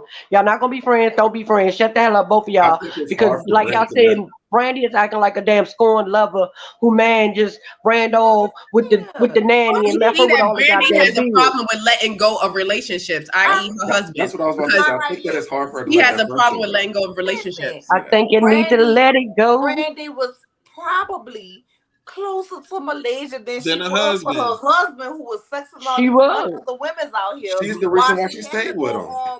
On Elania, what's her name? Iyala to fix her life. You know over what I'm saying? 100 Like, women. People want to sit up here and say that, oh, Malaysia feeling some type of way because her pockets ain't the same as what they was, and Brandy pockets are still the same, but Brandy still has the embarrassment that her husband have a goddamn sex addiction and was fucking all of them women on her. Yo, she's a single Malaysia was the mother. reason why she's staying with him, though. But some people do not want to change. Some people don't like change. They don't like this wig up here. This wig and Natalie Chin. I'm trying to figure out, is that pink? See, that's the look. Is this when she looked at Brandy and said that she didn't know? Because this was the look. That was confusion. That was sincerity. Like, she's a good actress if she was lying, because she was giving sincerity through them eyes. She looks distressed. She need to go get a job because she was walking in that fake Gucci like it was sincere. No, when she told Zell, she said, "Doesn't the woman supposed to walk on the inside?" I'm like, "The woman is." And then he went to open the door, and I said, "He's being the man. That's what he is. He's a man and a woman. He can do it all." Zell The fuck is you talking about? no. I don't like. Did you see that episode of him on the reunion? Like how I don't like the way he tried to plays in front of straight guys. That just puts my gizzards. Yeah, child. He irritated my soul. Hard and like, cause such and such. No, be you. Be you. Trying too hard to be bisexual. Who you are? Yeah. Yes. Exactly what So Deb said. He tried too hard to be and try to down your other friends, down Jonathan, because Jonathan is who he is. You understand? Right. Jonathan is he was on the party. He is who he is in front of anybody. Don't try to tell him to downplay. None of them guys was even saying nothing about it. It was him. Thank you. And none of them guys would be his friend in real life either. It ain't even because you gay. It's because you do too damn much. It gave me Jonathan has, even though Jonathan didn't have, and we know Jonathan's backstory with his family trying to do the electroshock out of and shock the gay out of him, which is so fucking crazy to me. Like, what the hell is that shit? That is torture, and I feel like any parents who do something like that, CPS need to be taking them away, because what in the entire fuck? But it gave me, when I look at Zell and I look at Jonathan as being someone who is comfortable with being who he is, and he's not ashamed he dealt with it. Versus Zell has not dealt with it. He has not become comfortable. And when he see men that are considered to be manly men, they remind him of the men figures in his life, and he feel like he has to rise to let him be like that, because he has not shed what was done to him as a kid and what made him feel a certain type of way, and what they said makes a man a man. He has not shed it, and so until but at the end of the day, if that's for you, that's for you. Don't try to criticize me. Don't criticize me and tell me to tone down who the hell I am. Right. You understand? If you want to sit there and play those games, you play those games. But don't bring me into it. I'm not saying that he should criticize anybody. What I'm saying is I understand the behavior. No, I understand the behavior as well, but I didn't like the way he told the other guys, like, "Oh my God, you're acting too gay." Yeah. Don't try to put me in about to make me shut up. Because you can't handle who you are. That's another thing. Also, listen to the words that Zell actually says, because Zell doesn't want to be bisexual. Zell wants to have children. Exactly. Right. But do y'all notice how whenever he's around men, he want to have kids and the family? Huh? Those are issues. I said, you notice when he's around manly men, he always talk about having kids and the family, and he want a wife. But then when he's around the gays, he's busting it wide open. Goddamn videos on Twitter of him. Right. But I'm like, nigga, you call him Milan a hoe, nigga? You a hoe. I done seen some video. I'm like, where the hell did this come from? Why is this video on my goddamn page? Wait, the sneaky ass eating. It was a sneaky ass eating for me. I'm like, what? Like, you had two dudes in the shower with you, so you talk about Milan, nigga, you wide open too. No, Milan. He said something about Milan wanted to have a threesome with him. Like, no, he said Milan went on Amar Wiggins' channel, and he's had an interview with Amar Wiggins, and he said that Zell, he was sleeping with one of Zell's friends or buddies or whatever like that. The light was off, they was doing their thing or whatever like that. You know, he felt a different type of lick on the booty, and he looked back there, and it was Zell. I don't believe that. But Zell said that he ran a train on Milan. Yeah, and then Zell said no, that wasn't true. That they ran a train on him. Because he getting trains ran on him, so he can't talk about nobody else because he got videos of trains being ran. Like, dude, shut up. Oh, wait a minute. That was just funny to me. Like, who sneaks to eat ass? It was on Twitter. It's on Twitter. I'm talking about I had to mute his fucking page because I just kept getting pics and videos, and I'm like, why are y'all always in the shower? What's going on? But I think I need to get on Twitter. Child, I blocked that. I got tired of saying that. Every time you post, I get to see it because I want to see all of them. Right, I want to see it. I send them to you. I send them to you because I had to mute him. I said I can't take this too much. Yeah, and I'm about to activate my Twitter account right now. That was too much for me. I got tired. The dinglings I want to see, I had to find, but the ones I didn't want to see was all on my timeline. Like that. Get off. What do y'all think about Rockstar and Angel Brink's relationship? Do y'all think that ain't no relationship? That's a shit situation. A shit situationship. I just always feel because that bad is for bull, her. and she needs to love herself. Angel needs to go find love within herself I so believe first that. before she can ever expect anyone else to love her the way she deserves to be loved.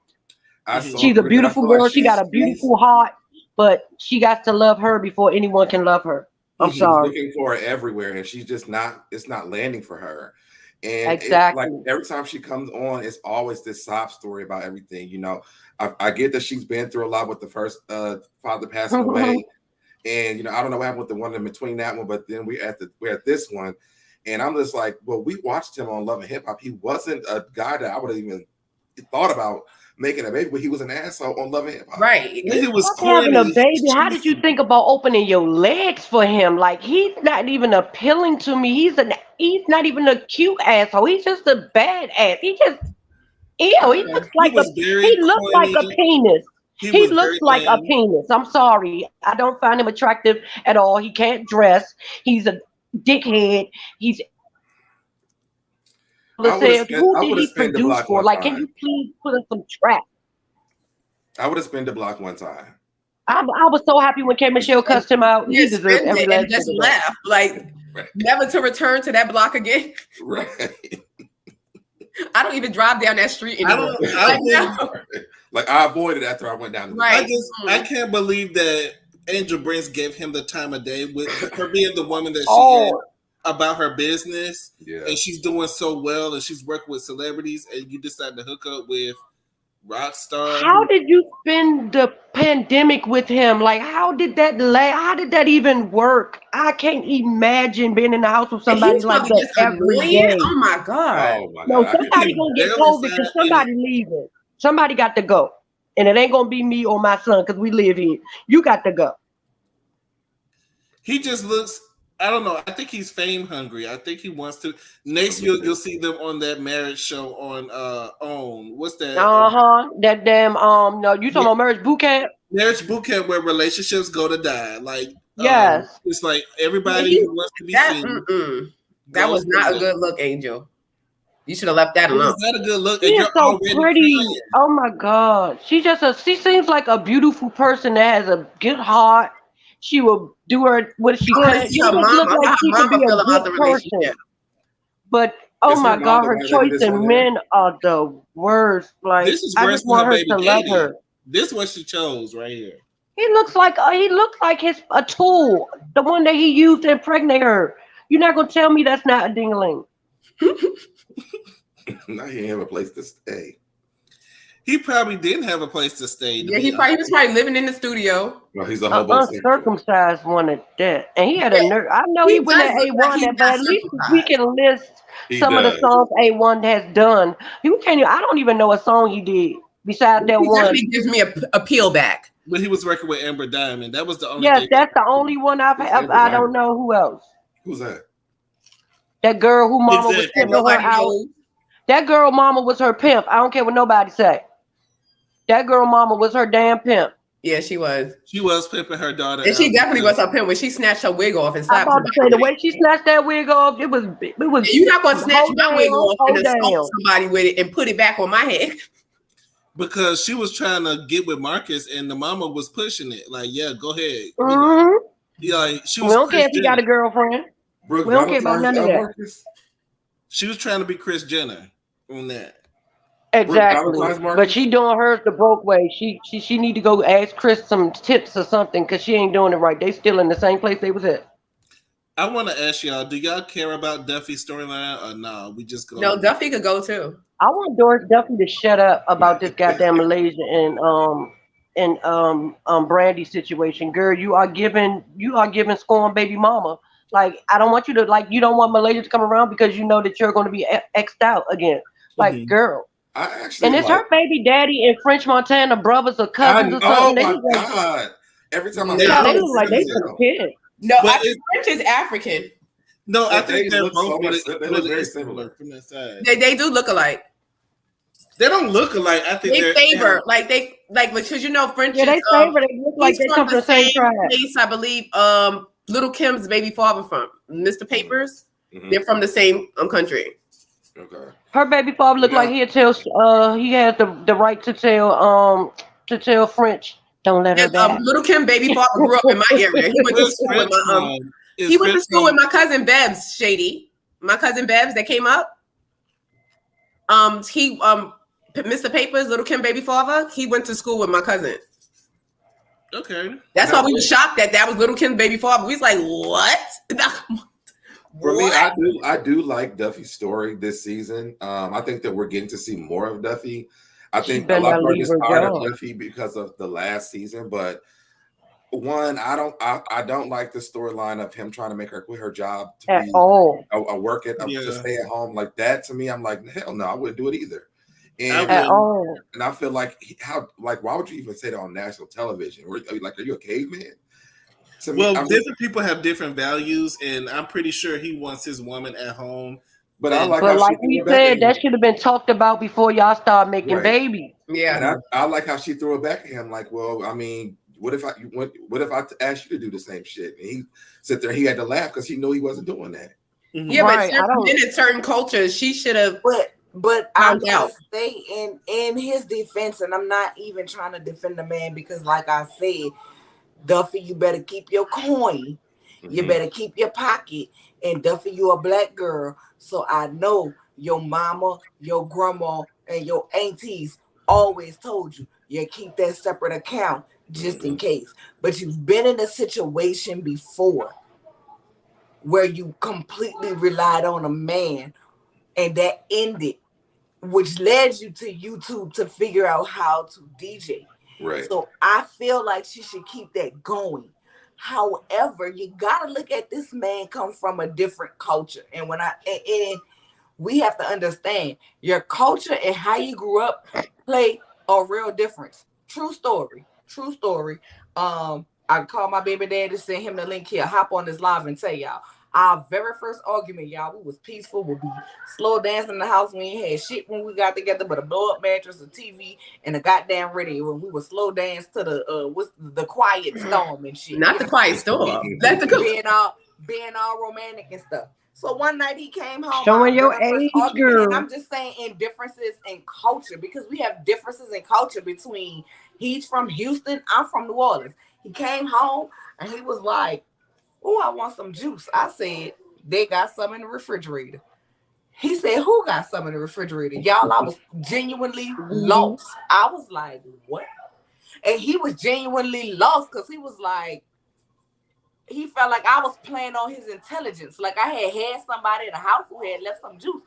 And I was like, "You said you wanted some juice. They got some. I'm telling you, they got some in the refrigerator." He said, "Don't nobody live here but me and you. So who is the they that got some juice in the refrigerator?" And y'all, I was thinking the same thing. This motherfucker is really playing with me. And we really had an argument about juice being in the refrigerator.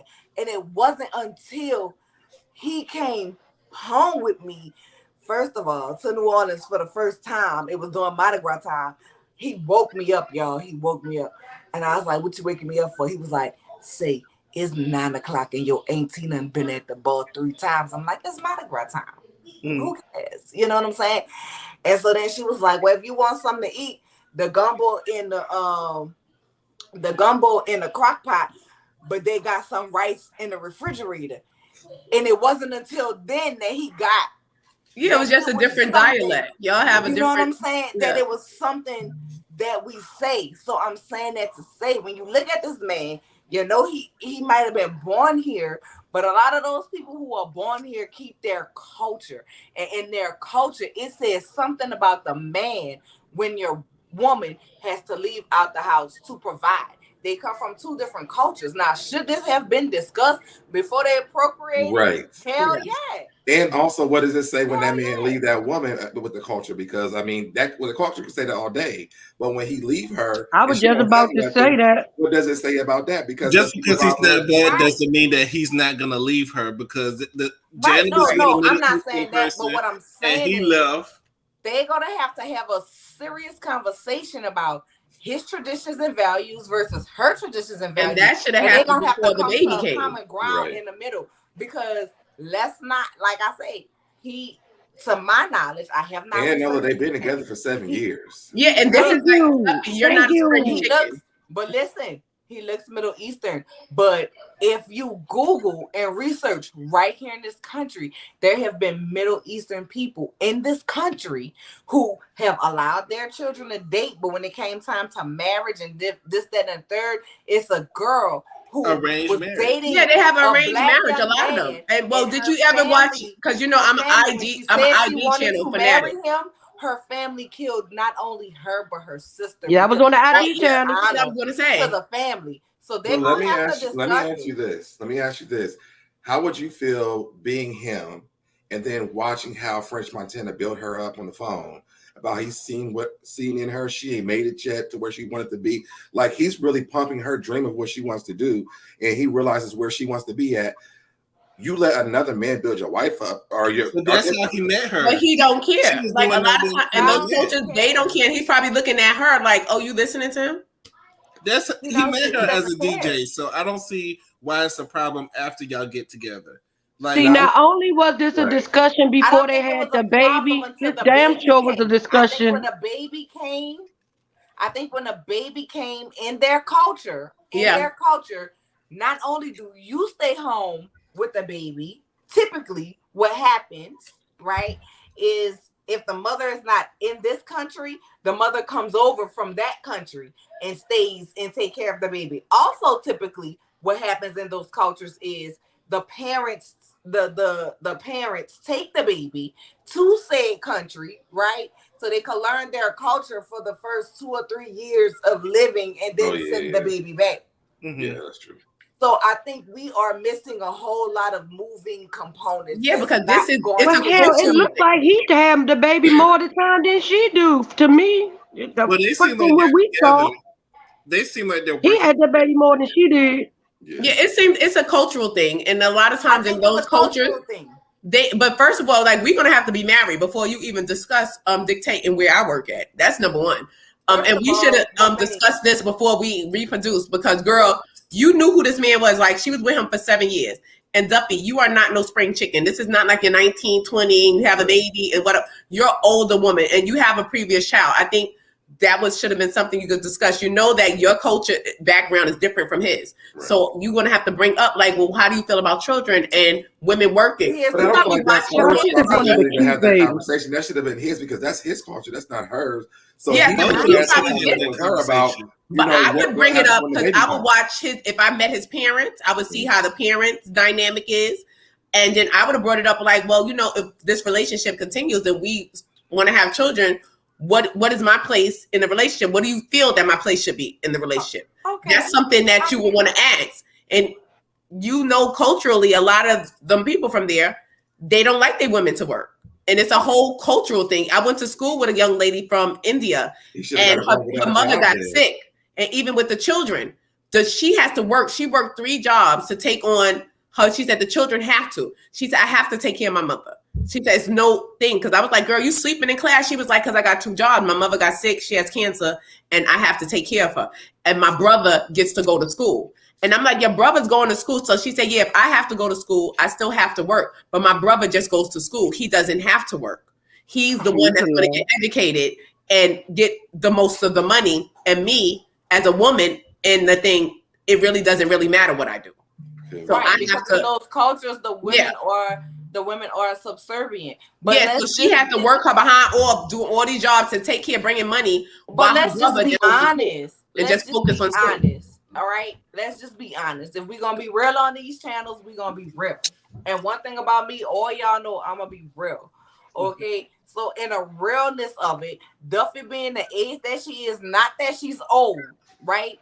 But we are told once we get past 30, your chances are slim to none of finding somebody you're going to be happy with, right? Even if you're in your 20s, your chances are slim to none of finding somebody that you're going to be happy with. So Duffy, not saying that this man, because we don't know, we're all assuming, right? Mm-hmm. Not saying that she didn't know what the cultural differences was, but I believe she did what most women do. And that's not just in their culture, that's in our culture as well. You go along to get along, and because you want somebody and you don't want to be alone. So you put up a front that you are willing to deal with some shit that you are not ultimately, you can't deal with. And when it comes down to it, you're going to be you. Oh, not I said the cat. Not I. I'm not saying you, but yeah, I understand what you're that's saying. Not what happens. No, I understand completely what you're saying because a lot of women do that. They sacrifice their feelings just to have a man or have a companion. His family not going to accept her, and he ain't accepting her either because he ain't gave her a damn ring yet. Yeah, because that's a little scary when you're messing with people from different cultures and backgrounds. Like I said, I watched the ID channel, and I seen how they murdered their own kids for certain things. See that one with feel like killed both of the daughters. Yeah, like I said, he killed both of the daughters. He killed both. I just A lot of times they have arranged marriages already. Like even though they have babies with you or whatever, there's somebody else that they're slated to marry. There's somebody in the country, in their native country, that they have already promised to this baby. Yeah, usually like a second cousin or something like that because they keep if you get pregnant by an American and you one of them people, that is a death sentence. Period. That's not happening. Well, some of them, not all of them. Some of them. But I just feel like nobody can make a demand on my job or my career if I'm not married. You know. Yeah, I don't have any say so on what's going on in my career. Right, that's what I said. We got to be married, at least married first before you start dictating what I'm going to do. Steps. You get married, then you have the baby, then you might want to end your career for your family or whatever. Right, y'all haven't even gotten married yet, so y'all skipping steps. But what does that say? But look, not only should this have been discussed before the baby, it should have been discussed before they came on the damn show and started looking crazy as hell. Like I do know that much. They ain't the worst ones on the show. They're not the worst ones. They're not the worst ones, but they're still looking crazy with this man telling you he wants you to start working, and you looking at him like, we don't do that over here. No, so yes, these are things that y'all should have been discussing before the show and before the baby. Mm-hmm. Get on the same. Can y'all act like y'all got healthy relationships, please? We all in toxic relationships. Everybody in a toxic relationship. God damn it. Yeah, because I'm old fashioned like that. Like if I didn't have to work, if I had I wouldn't I don't think of women I don't even like women drivers. Like you drive a car, you know what I'm saying? Like I'm very I'm old fashioned like that. In some ways, I seem like I'm out there and hip, but I'm very I don't think women should do certain things. Women I don't like to see a man. If I want to eat, I'm doing all of it. Cooking a man in the kitchen. But I like to eat, and my kids like to eat, so I'm doing everything that got to be done up out of here. I just think a woman's place is in the house. Nope. I'm in the house. I'm in the bed. I'm at the club. I done did it all. I can't say that. Listen, it's called living life. Again, I've been on both sides of the spectrum. I've been paid. My baby daddy literally paid me literally put $1,000 in my account every week. I did nothing but sit home and take care of my kids. Yeah, but that was for me. And I had the option to work or not work. When times got hard, then I turned around and I got a job until times wasn't hard no more. And then I was able to sit back home because he knew my goal when I had kids.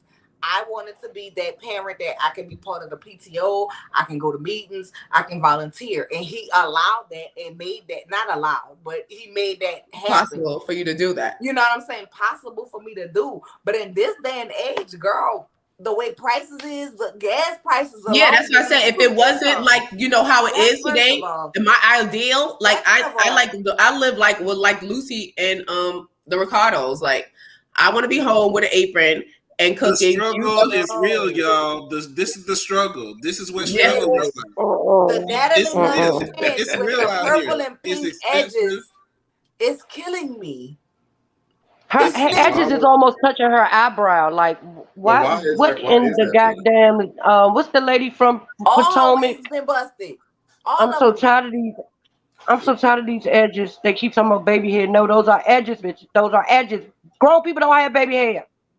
None of us that are grown has baby hair. Well, I got some. She would have to convert in his culture if he want to marry her. Exactly. I believe that's true. Well, he don't want to marry her even with her for 7 years. He didn't want to marry her 7 years and a baby. Well, you're not going to tell me stop scratching and mixing.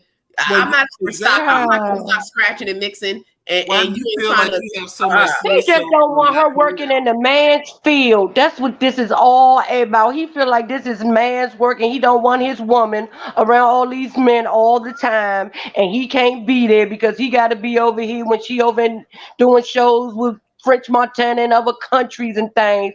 That's what this is all about. He wants to control what she does. It ain't about no damn nothing else. He's tired of watching the point blank period.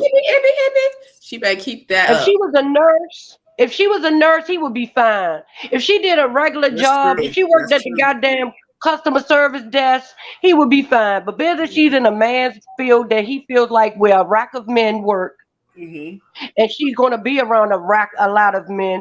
That's what this is all about. And Come maybe on, the traveling too, like the traveling overseas. If you feel that way, then put a ring on it. I feel like if you are serious about me, then he should want me to be at home, put a ring on it and let me be secure. Why buy the cow when you getting the milk for free? He's getting all of the milk. Y'all get and he even milked another baby. He milked the baby out of it. That's why I said women. We let them get the milk and then we complain. I don't. I learned my lessons. I'm telling you, like, only reason now that I had to go back to work, because see, the thing is, when you let a man take care of you, I ain't know this man was gonna pass away. Right. Yeah. That's the thing. I didn't have to go to work. I was working. But then he stopped me from working. But every week I had like you, I had a certain amount of money a week. He paid for my kids. He paid for school. He did everything. But the man up and passed. So you can't even, huh? You ain't had no policy. We didn't know he wasn't even sick. It don't matter. Yeah. My baby daddy ain't sick either. I got them. That wasn't my baby daddy. This was a dude. This was a dude that I was just seeing. He never seen it. He never smelt it. He never did none of that. We didn't even stay together. When me and my husband got married, that's the first thing that I did. I still have my policies on him. You better. You were married. We weren't. We were nothing. It don't matter.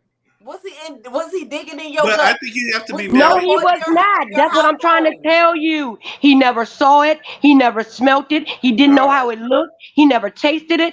None of that. Oh, okay. That's what I'm trying to tell y'all. So, but I was taken care of. My kids were taken care of. Let me say, and he just up and died. Right. But y'all give it. What I was trying to say was, mine too. Like men get the wife benefits, but you don't have the ring. See, I'm not that chick. I don't do that no more. I did that in my younger days. I know my value. I'd rather let my husband take care of me, but I will always be able to work. I make sure that you go to school, make sure that you have something in place to whereas and don't be afraid to work. But why wait until you have to work? Because you could be ahead of that. That's it, yeah. But when my kids was little, like right now they're older, so I'm able to go back and go work more. Let me tell you something, Mace. When COVID hit, that was the perfect time to understand that don't work that well, because when COVID hit, people losing jobs left and right. Right. You couldn't go. You couldn't, even though you're able to work, you can't go work because you're right about that. And if they you're right about that, but you have to always have some type of backup plan in general, even if you. And that's why Cut Girl was born. You got to try to have some type of backup plan or a separate hustle, because, like you said, when COVID, you have to put. Like you said, when COVID hit. You don't know who's going to lose what, because it could have been a chance. That's why I'm saying it's different for both people to work.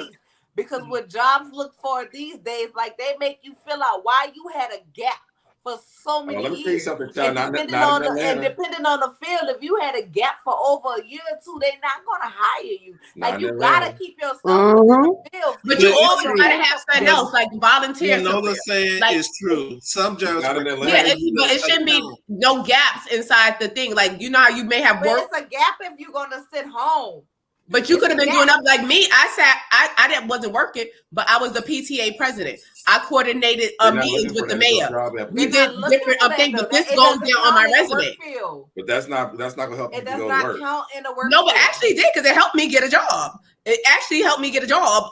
Me being the PTA president, me working with Mayor de Blasio, that helped me get a job, because throughout me being the PTA president, it found a way for me to work with District 9. So I got to know the district leaders. I got to work with the mayor of New York personally. Like, and this, Yeah, I said this was stuff that cultivated other opportunities for me by volunteering. That's not true in Atlanta, because Atlanta is the place where I know for me, the jobs I've gotten because of who I knew. So, you know, if I had gaps because I know so many people, I can go get a job like that. Just like during all this time, I work for myself, but I was like, yo, I need to go get a job real quick. And then I got this damn school teacher job, and now I fucking love it. And they about to send me, they about to pay for me to go back to school to get my certifications. So but it was because of people that I knew, though. It wasn't because I didn't fill out no application. What's the ages of the kids you work with? I teach second grade at 8 and 9. Oh wow! Because I did paraprofessional. I was secondary. It was like 3rd and 4th grade. I was secondary. I like the high school kids. Like I had. Oh no! Listen. At the time when I decided to move to the school system, I had kids in elementary that was mommy, and clingy.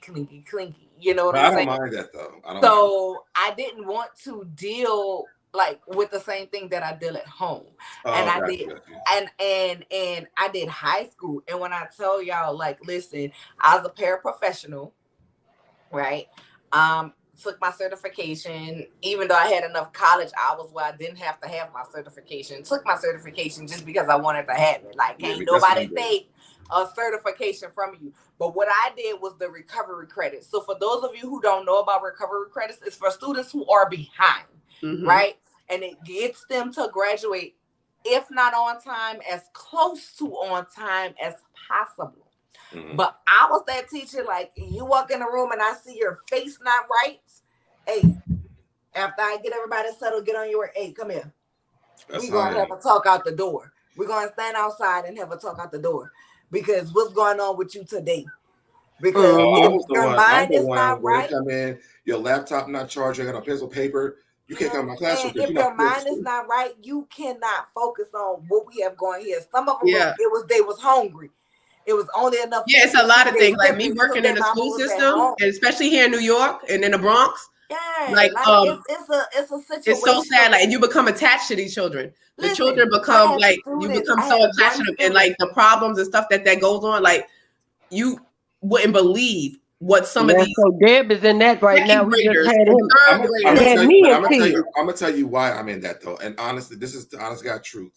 I'm the only black man at my school, 6th grade teacher. There's no 1st grade male black teachers, no kindergarten ones. I'm the first black man that they have. Wow. So the boys that are in the classroom, they are tearing these women apart because they're tearing the class. They're doing all kind of different stuff. So I come in and I get a little bit. They give me a little bit of flack, but it's not like the women teachers that they have because they're babying them. I'm like, no, we're going to do this. We're going to do this now. If you're not going to, I love what you do. I will pick you up and take you upstairs to the security guard. Like I kind of manhandle these kids because they're breaking desks, they're throwing chairs, they're beating up the kids in the classroom. Well, that's what we need too. A lot more male teachers. I love your stories, Joe. I love your stories. I appreciate your stories. I work the high school level. Okay, with these kids. Some of them you can be compassionate with, and some of them you can get real down in the dirt. Like I say, I can send out links. I can send out links because I don't have to lie. It was one of my students. I literally was like, "Why you not coming to school no more?" She was like, "I don't have a way to get there." So I got her mama to write a letter saying it was okay for me, so I could be clear to pick her up and drop her off. Right, I was the flag team sponsor, so we got practicing because it's New Orleans, Mardi Gras, baby. My flag team got to be okay. You know what I'm saying? I cannot wait for next year. Twirling it. I went to bring the baby home, so y'all know we practicing this winter time. So 5 o'clock it get dark. I go to her house. I walk up to the door to say hey to her mama. They ain't got no lights, but my 16-year-old student had a 1-year-old baby, and it's 20-something degrees in New Orleans. Oh my God! You can't stand this baby in this house with your baby with no lights and no heat. The little girl came stayed with me. I had 3 students to live with me in the school year. I had 1 student who turned 18, who mama boyfriend said she had to go, even though the mama was getting Section 8. She was going to come out here to Texas to her daddy. But in Texas, they required more credits than the state of Louisiana. And so she'd have been held back. Graduate. You know what she did with me? You know who her children call grandma to this day? Both of those students, me. One does hair, one does EMT. I had 2 students, the only 2 students who took the opportunity to join my class who wasn't behind. They finished one school year. They finished the school year as a sophomore and came back as a senior.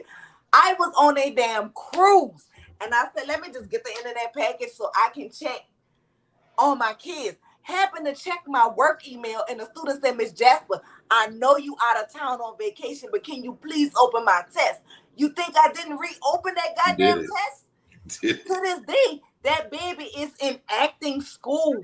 He acts in different plays around the waters. He works at the Dollar General, but when he see me, you know what he get on the mic and say? My teacher in here, y'all. This is the lady who made me feel like I can be something. So when you step over that boundary and show that you care, it hits some of them students. But then I had a student who felt like she wanted to rip me. You know what I'm saying? She was like, oh, Miss Jasper, you walk around here like you this, that, and the third, but you a single mama. You got 3 kids, this, that, and the third. And I let her go on and say everything that she had to say because she was one of them who needed to hit a rail. So after she said what she had to say, I said, but you know what? You sitting up here talking to Tori on the phone, but Tori in college fucking these hoes on the campus, meanwhile still entertaining you on the phone. You walking around here in the red shirt as you a senior, but you got 3 credits, so you're technically a freshman. You want to talk about me with having 3 kids, but guess what?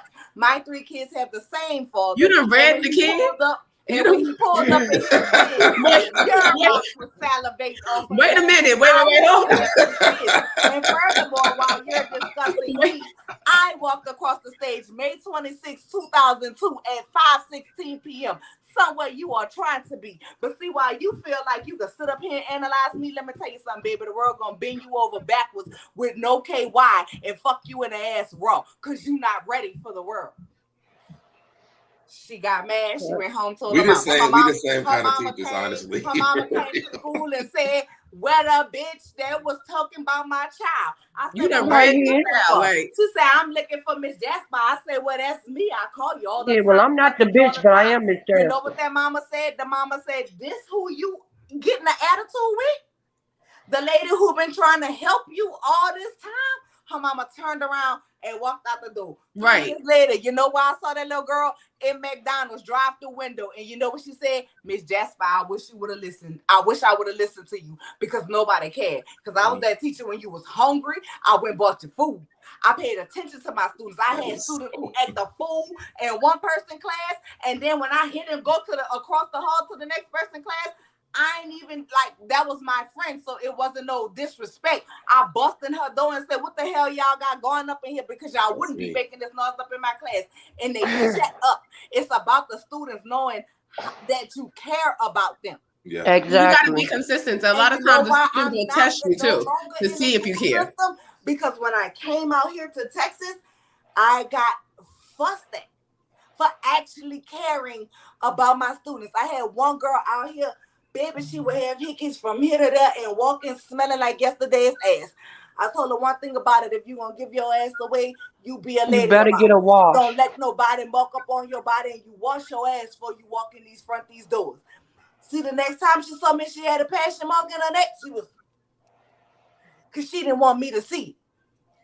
I had one student when I decided to leave the school, everybody had counted him out, say he wasn't going to be nothing. He was in ROTC. Get your ass over here. He didn't have money to pay for his uniform. I went to his recruiter and said, "How much is his uniform?" I paid for it. He was extra large. Extra large. I didn't care. Get him what he need.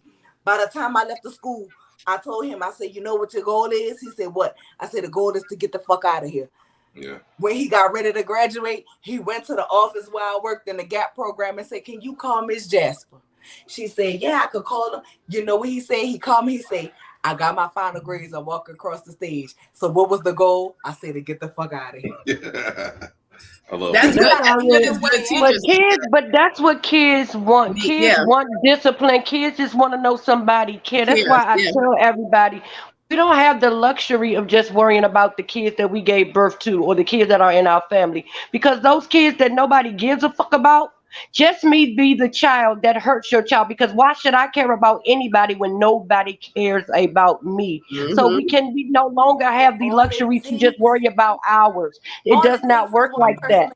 And that's why it does, because you don't even understand what these kids go through. Like these kids, exactly, they go through so much, and a lot of time when they come to school with those attitudes and stuff like that, you don't know what. But now we're dealing with the COVID kids who haven't been in school for 2 years. So they're not even they went from kindergarten to the second grade. Because they're not even acclimated to even being in the classroom. Right. They have kindergarten mentality, so they don't know how to sit down. They don't know how to focus on nothing. This laptop all day, because when they were at home during those 2 years, the pastors nobody was making laptop and the tablets. So right when I went in, I had my whole class when they broke out crying because their teacher left, and they was like, "Oh, her daughter had got COVID," and I'm like, I wasn't asked like, did the daughter really get COVID? And they said, no, she's just gonna deal with it. So I want to tell them, I said, well, the daughter don't have COVID. Y'all don't know how to act, and that's the problem. And let's be real about it. So they're trying to sugarcoat. I said, go ahead and get it out, because after today, I don't want to hear about it no more, because I'm tired of hearing about this teacher who's not here. I'm here. And so that whole week, it was hard because they were getting acclimated to me being their teacher. And out of that, I built a lot of good relationships. I found out that one student just needs a little bit of time. I found another student doesn't really have, he works when he gets home. Like, you don't have time to do stuff. Like, I individually learned these kids. Yeah, and that is so great that you take the time to individual learn the kids and not group them all together, because they're going through different problems, and each one is an individual, and it takes a certain type of teacher to take the time out to get to know these kids individually, to know their problems and their issues. I had one little boy, he could have wanted to teach. He could have taught the whole damn class. He was so his parents kept him so in line and taught him during the pandemic. He could have taught the whole damn second grade, the whole fucking semester, because his parents kept him there. So he was my assistant through everything. He helped me learn all the students and what was going on and who acts like this and who does this. They have the little point system. I said, you take control of the point system. I got the rest. So it was just learning them and working with them. And then I think 2 weeks after, they took me out of that class to another classroom.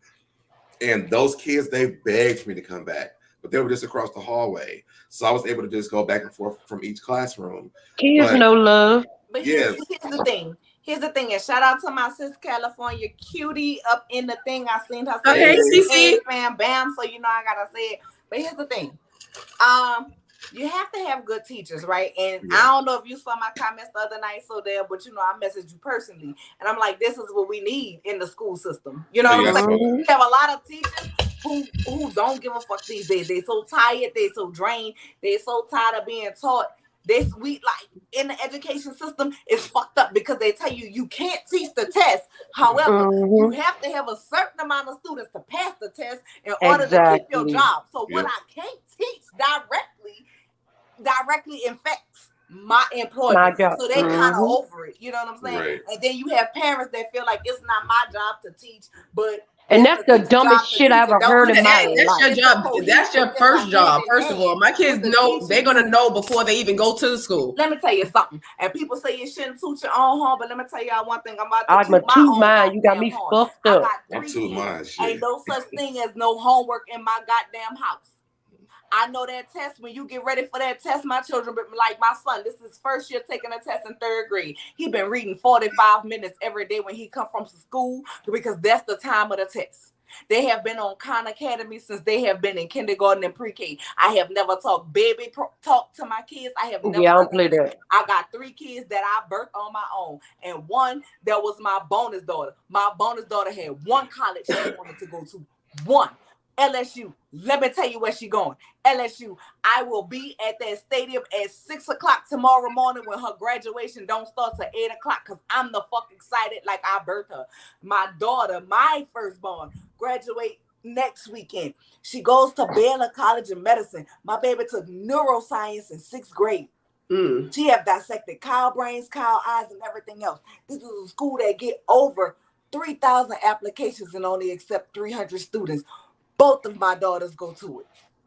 My son is going to a school next year where he will spend half the day in English, half the day in Spanish. You know why? Because they have a mama who work with them. So it's not just on the teachers. It's on us too. And like people say, oh, you could be bragging. You damn right I'm bragging. You damn right I'm tooting my horn. You have to reiterate. And you have to do extra, because a lot of times it's not turned around. Guess who they saw in the goddamn window when they was turning around? They mama. I will beat your ass because I don't play them games. My kids have always been above their grade levels. My son was premature. My son was premature. They was declared deceased at birth. They told me that my child would not make it through the night. I looked at that man. I told him, "Let me tell you something. I know a man, and he did not breathe breath into my baby's body to take it back. It might not be easy, and it might be a long road, but I guarantee you, my son will be. Well, if they tell you he gonna make it, they tell you he not gonna have it."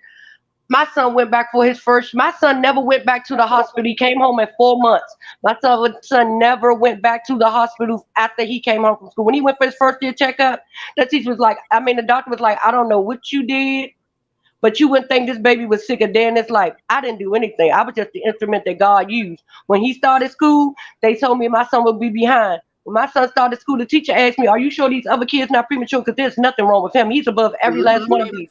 He may not be as fast as the ones I got at home because all my kids were always above their grade level. But I'm going to tell you one thing. When he go to school, he will fit in. My kid will never be teased about him being slower."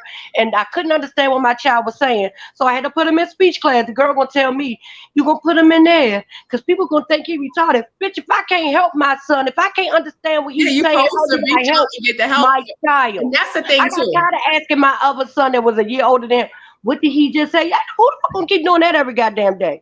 My son graduated high school a year early. He was premature though. Wow. He's supposed to have all these damn degrees, all these little things that supposed to be wrong with him. My son graduated a year early from school. My daughter graduated college, and my other son graduated college. My premature baby, he didn't want to go to college, but he goes to work. College ain't for everybody, but I got two of them up out of there, and the third one that everybody counted out and thought that wasn't gonna be couldn't comprehend. Sweetie, he's smarter than every goddamn body. So it's not about the teachers. It's about how you parent. You're not going to tell me how to be a good parent. I'm going to do that because that's what my mama did. That's all I know to do. Yes, and parents get the help that your kids need. I said I need 5 moms. I completely understand where y'all coming from, but I feel like we kind of getting off topic. Oh yeah, sorry. We're kind of off, but we're about to close, so I just wanted to ask you guys, how did you feel about this episode, and did y'all see the preview to the next episode when Malaysia puts her hand in Brandy's face and they start actually having a physical altercation? I'm ready for the fight. I'm ready for it too. I want to see if LaQuisha going to beat up Brandy because I mean, right, this won't ever happen. LaQuisha looked scared to me. I don't care what nobody says. Me too. And I don't think. Thank you. And you know, I'm not even a Brandy fan. So, Deb, you know me and Brandy. I'm not a Brandy girl, but you know, I'm always going to be real. I can't agree with my review. I think Brandy has been very annoying these first 2 episodes, but this episode I have understood a little bit more why. But when it came down to this, I don't think Malaysia have a dog in this fight. She's from Colorado, she want to be, but she is not going to be that Brandy. Brandy first, I don't see it. I don't see it happening for her. Brandy look like she's nobody. That girl is crazy. I feel like we might get some troops. I don't see Malaysia beating up nobody. I see her swinging, but I don't really see her connecting. But did you see how when Brandy put her hand back in Malaysia's face, Malaysia was scared. When Brandy reached her hand back towards Malaysia, Malaysia looked scared to me. I don't care what nobody say. LaQuisha Upton looked scared. I would have been scared too. Brandy, no. I don't think she understood how to react because she never got that from Brandy, so she doesn't really know how to react to right, because they used to giving the energy off where this is a possibility. So, but she know what Brandy will do because they used to teaming up on holes together. Yeah. So now she know Brandy is actually about that. But the thing is, Brandy's always said, "Malaysia, I don't need you to do this." Yeah, exactly. Always says it to her. I don't need you to. Brandy is about that. I believe Brandy is about that. I don't care what nobody say. Don't like the girl. She irritates the hell out of me. But Brandy's about that, and she ain't got no problem in knocking Malaysia and nobody else. With no effort. Remember when she did the thing with Tammy and them? Remember when Malaysia put on the Angel Brink's party that time, and she was like, "I need you to show up." She was like, "No, my friend needed me." She was like, "Malaysia, I need you." She didn't need her. Mm-hmm. But remember when she was in Shawnee and Evelyn and Tammy face? She was like, "So ain't nobody gonna say nothing? Y'all gonna act like I'm not here?" And she was by herself. She didn't need no Malaysia. She said, "Level with me, because they was on that beach. They was uneven." She was like, "Level with me." She kept backing up so Tammy would level her. She was about to knock Tammy's ass to the ground. Yeah, I think she would have. When they were in front of that restaurant, she was up at all 3 of them. So y'all gonna act like y'all don't see me? Y'all can't speak. Brandy has never, one thing I can say, Brandy ain't never looked scared to me in that one scene when it was about to go down. I have to give her all her Brandy props. the Stallion, she's the original Stallion. Okay. I just need her to get over this scorn lover thing that she has. I know that I'll be glad when she do. I know that it's hard when you break up with a friend that you've been friends with for a long time, because I went through it myself. So, but it's been over 3 years. I had to send a link to somebody who was trying to find us. No problem.